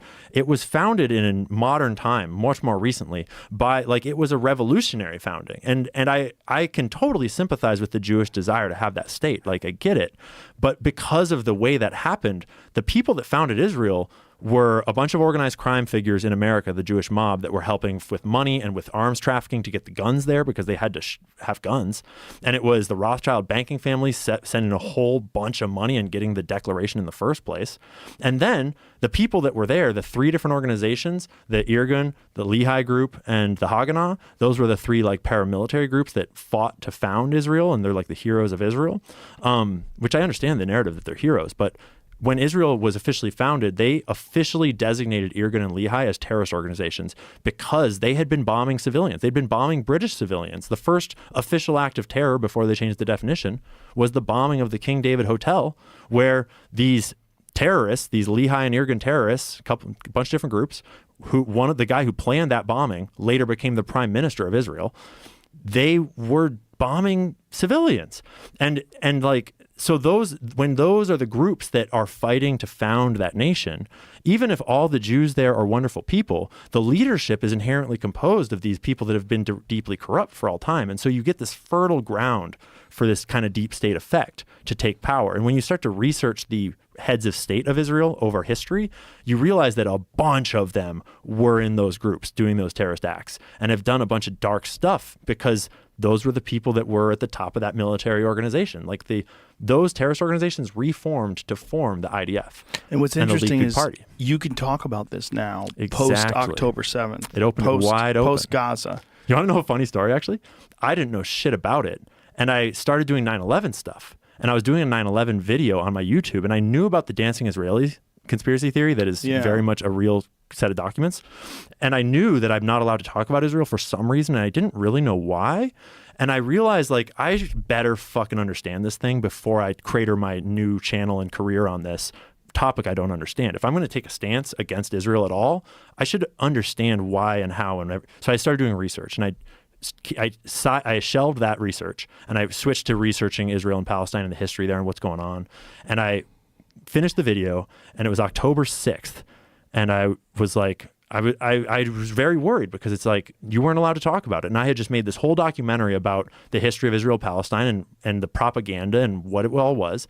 And I published it on October 6th on my Locals channel. And I kind of had this lean back and if that's the end of the ride and I get canceled for this shit, so be it. And then literally the next day, and I'm not saying that October 7th was a good thing, but I'm saying that literally the next day, the entire internet was ablaze about Israel and Palestine, and everyone was talking about it. Wow. And it was the weirdest fucking coincidence. And suddenly it was oh, all right, let's fucking dig this thing open. Because unfortunately, I think that the state of the Israeli influence that sustained them for so long, that was essential to them surviving this long, I think that it has grown cancerous to the Jewish faith in general. Because Jeffrey Epstein is the perfect example of this. Jeffrey Epstein was the world's most prolific and evil sex trafficker that we know of so far, ever. And he very clearly was a Jewish organization of Jewish people working on behalf of Israel and other groups.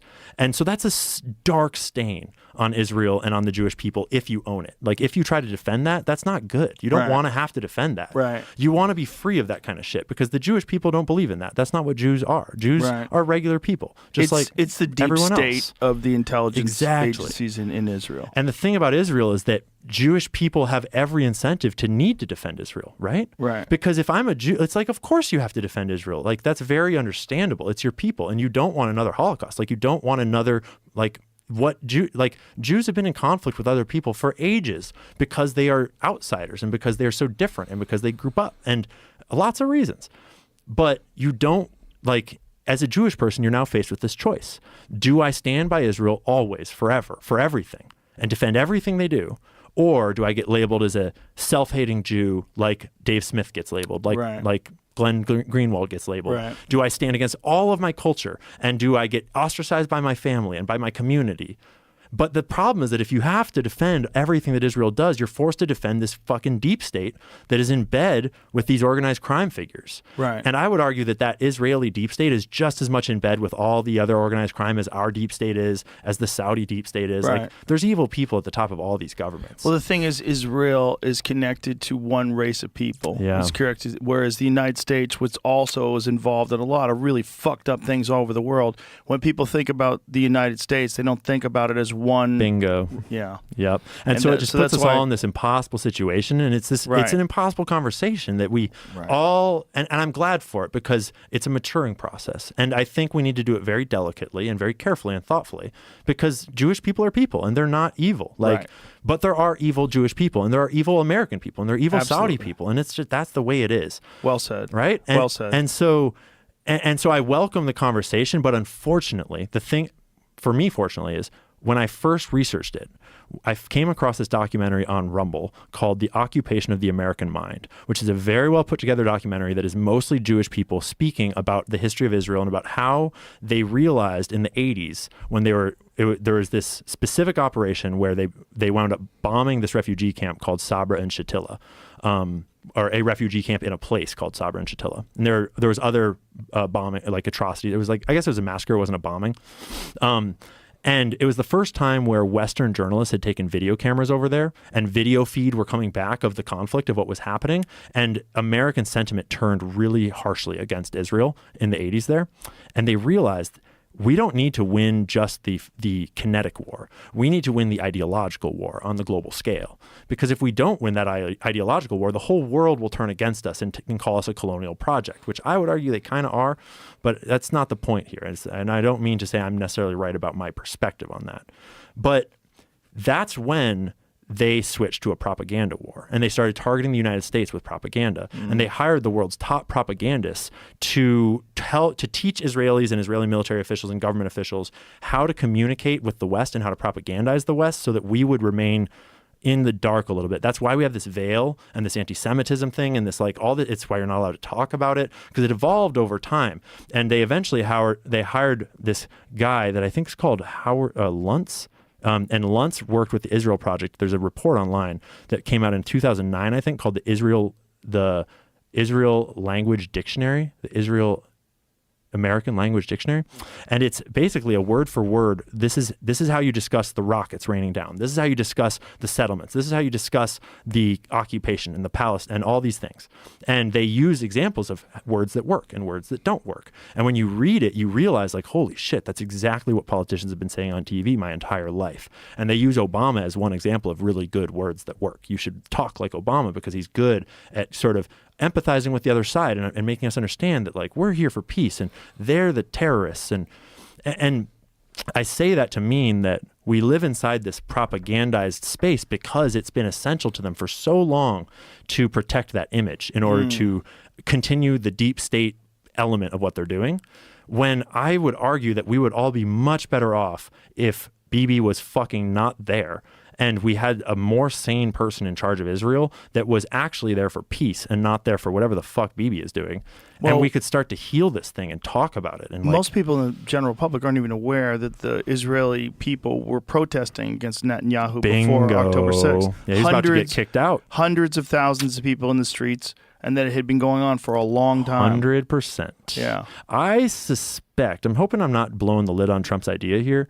I kind of suspect that Trump is kind of in on a coup against Netanyahu right now. This is just my theory based upon the way he talked about like occupying Gaza and the way he's friends with Jared Kushner and the way he's friends with the Adelsons. I suspect that these powerful Jews, like the Adelson type people, are starting to realize that Netanyahu is kind of sinking this ship and he's kind of fucked it all up and it's not going well for Israel in the public conversation. Like I can ratio just about anyone I want on Twitter over the Israel thing because the public sentiment is just shifting. And it's not healthy for anyone, for Jewish people or anyone else. And I'd suspect that the powerful Jewish people are starting to see that and are starting to scheme on how do we fucking get Netanyahu out of there and put someone in that can actually move us towards some sort of peace.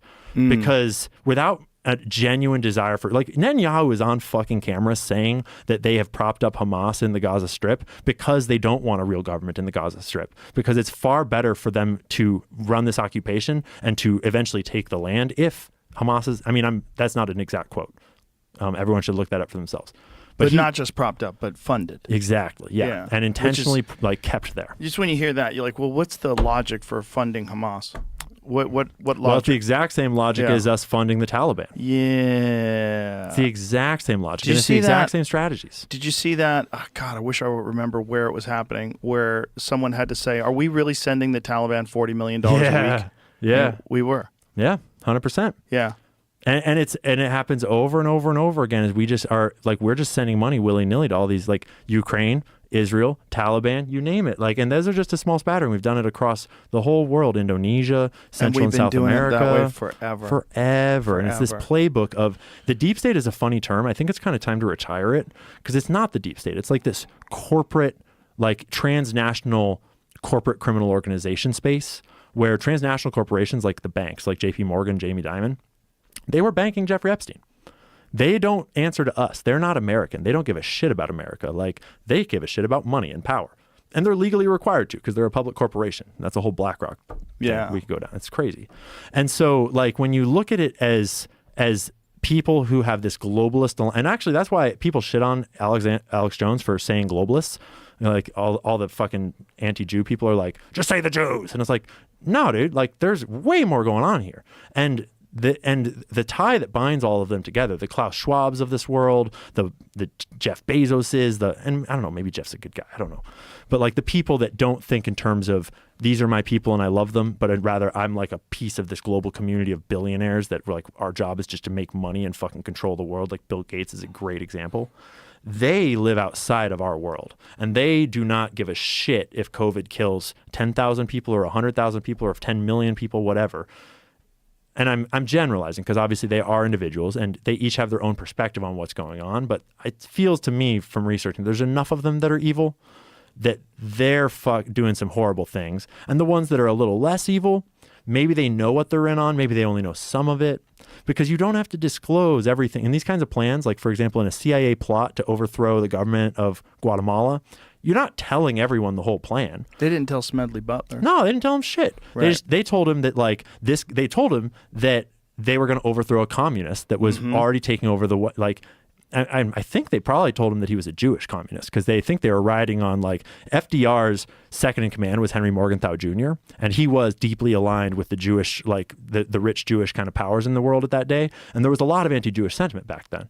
And so I suspect that they told Smedley Butler that, like, this guy's a fucking Jewish plant and he's part of the Rothschild thing, and, like, he's a communist, we need to overthrow him. And Smedley didn't buy it. Smedley collected fucking research on them, and he went to FDR and he exposed the whole plot. But the problem was that FDR couldn't do anything, because these people, titans of industry, like the Bushes of the world, the Fords, I don't even know all their names at this point. It's been a while since I did that dig. He couldn't do anything. And so nothing happened. He couldn't charge them, because they just said, you just got out of the Great Depression. We will fuck your economy up. Done. Ian, They have so much power. let's bring this to a fucking halt. Yeah. Enough. You Yep. freak me out. The rest I of my already day's blew the ruined. whole thing up, dude. And But thank you very much, man. Let's real quickly though. Be clear. Okay. Joe does not agree with everything that I just said on this I podcast. can't believe what you said. Yeah, Joe doesn't know I shit. am Okay. so upset This that is I even Ian Carroll platformed speaking. you. And right, You're it's like outrageous. And also, like, I'm perfectly willing to have a conversation about this. Like, I don't know that I'm right about everything. I just know the sources I've read and where I've read them, and I try my best to figure out where they You're are. very, very Right? reasonable.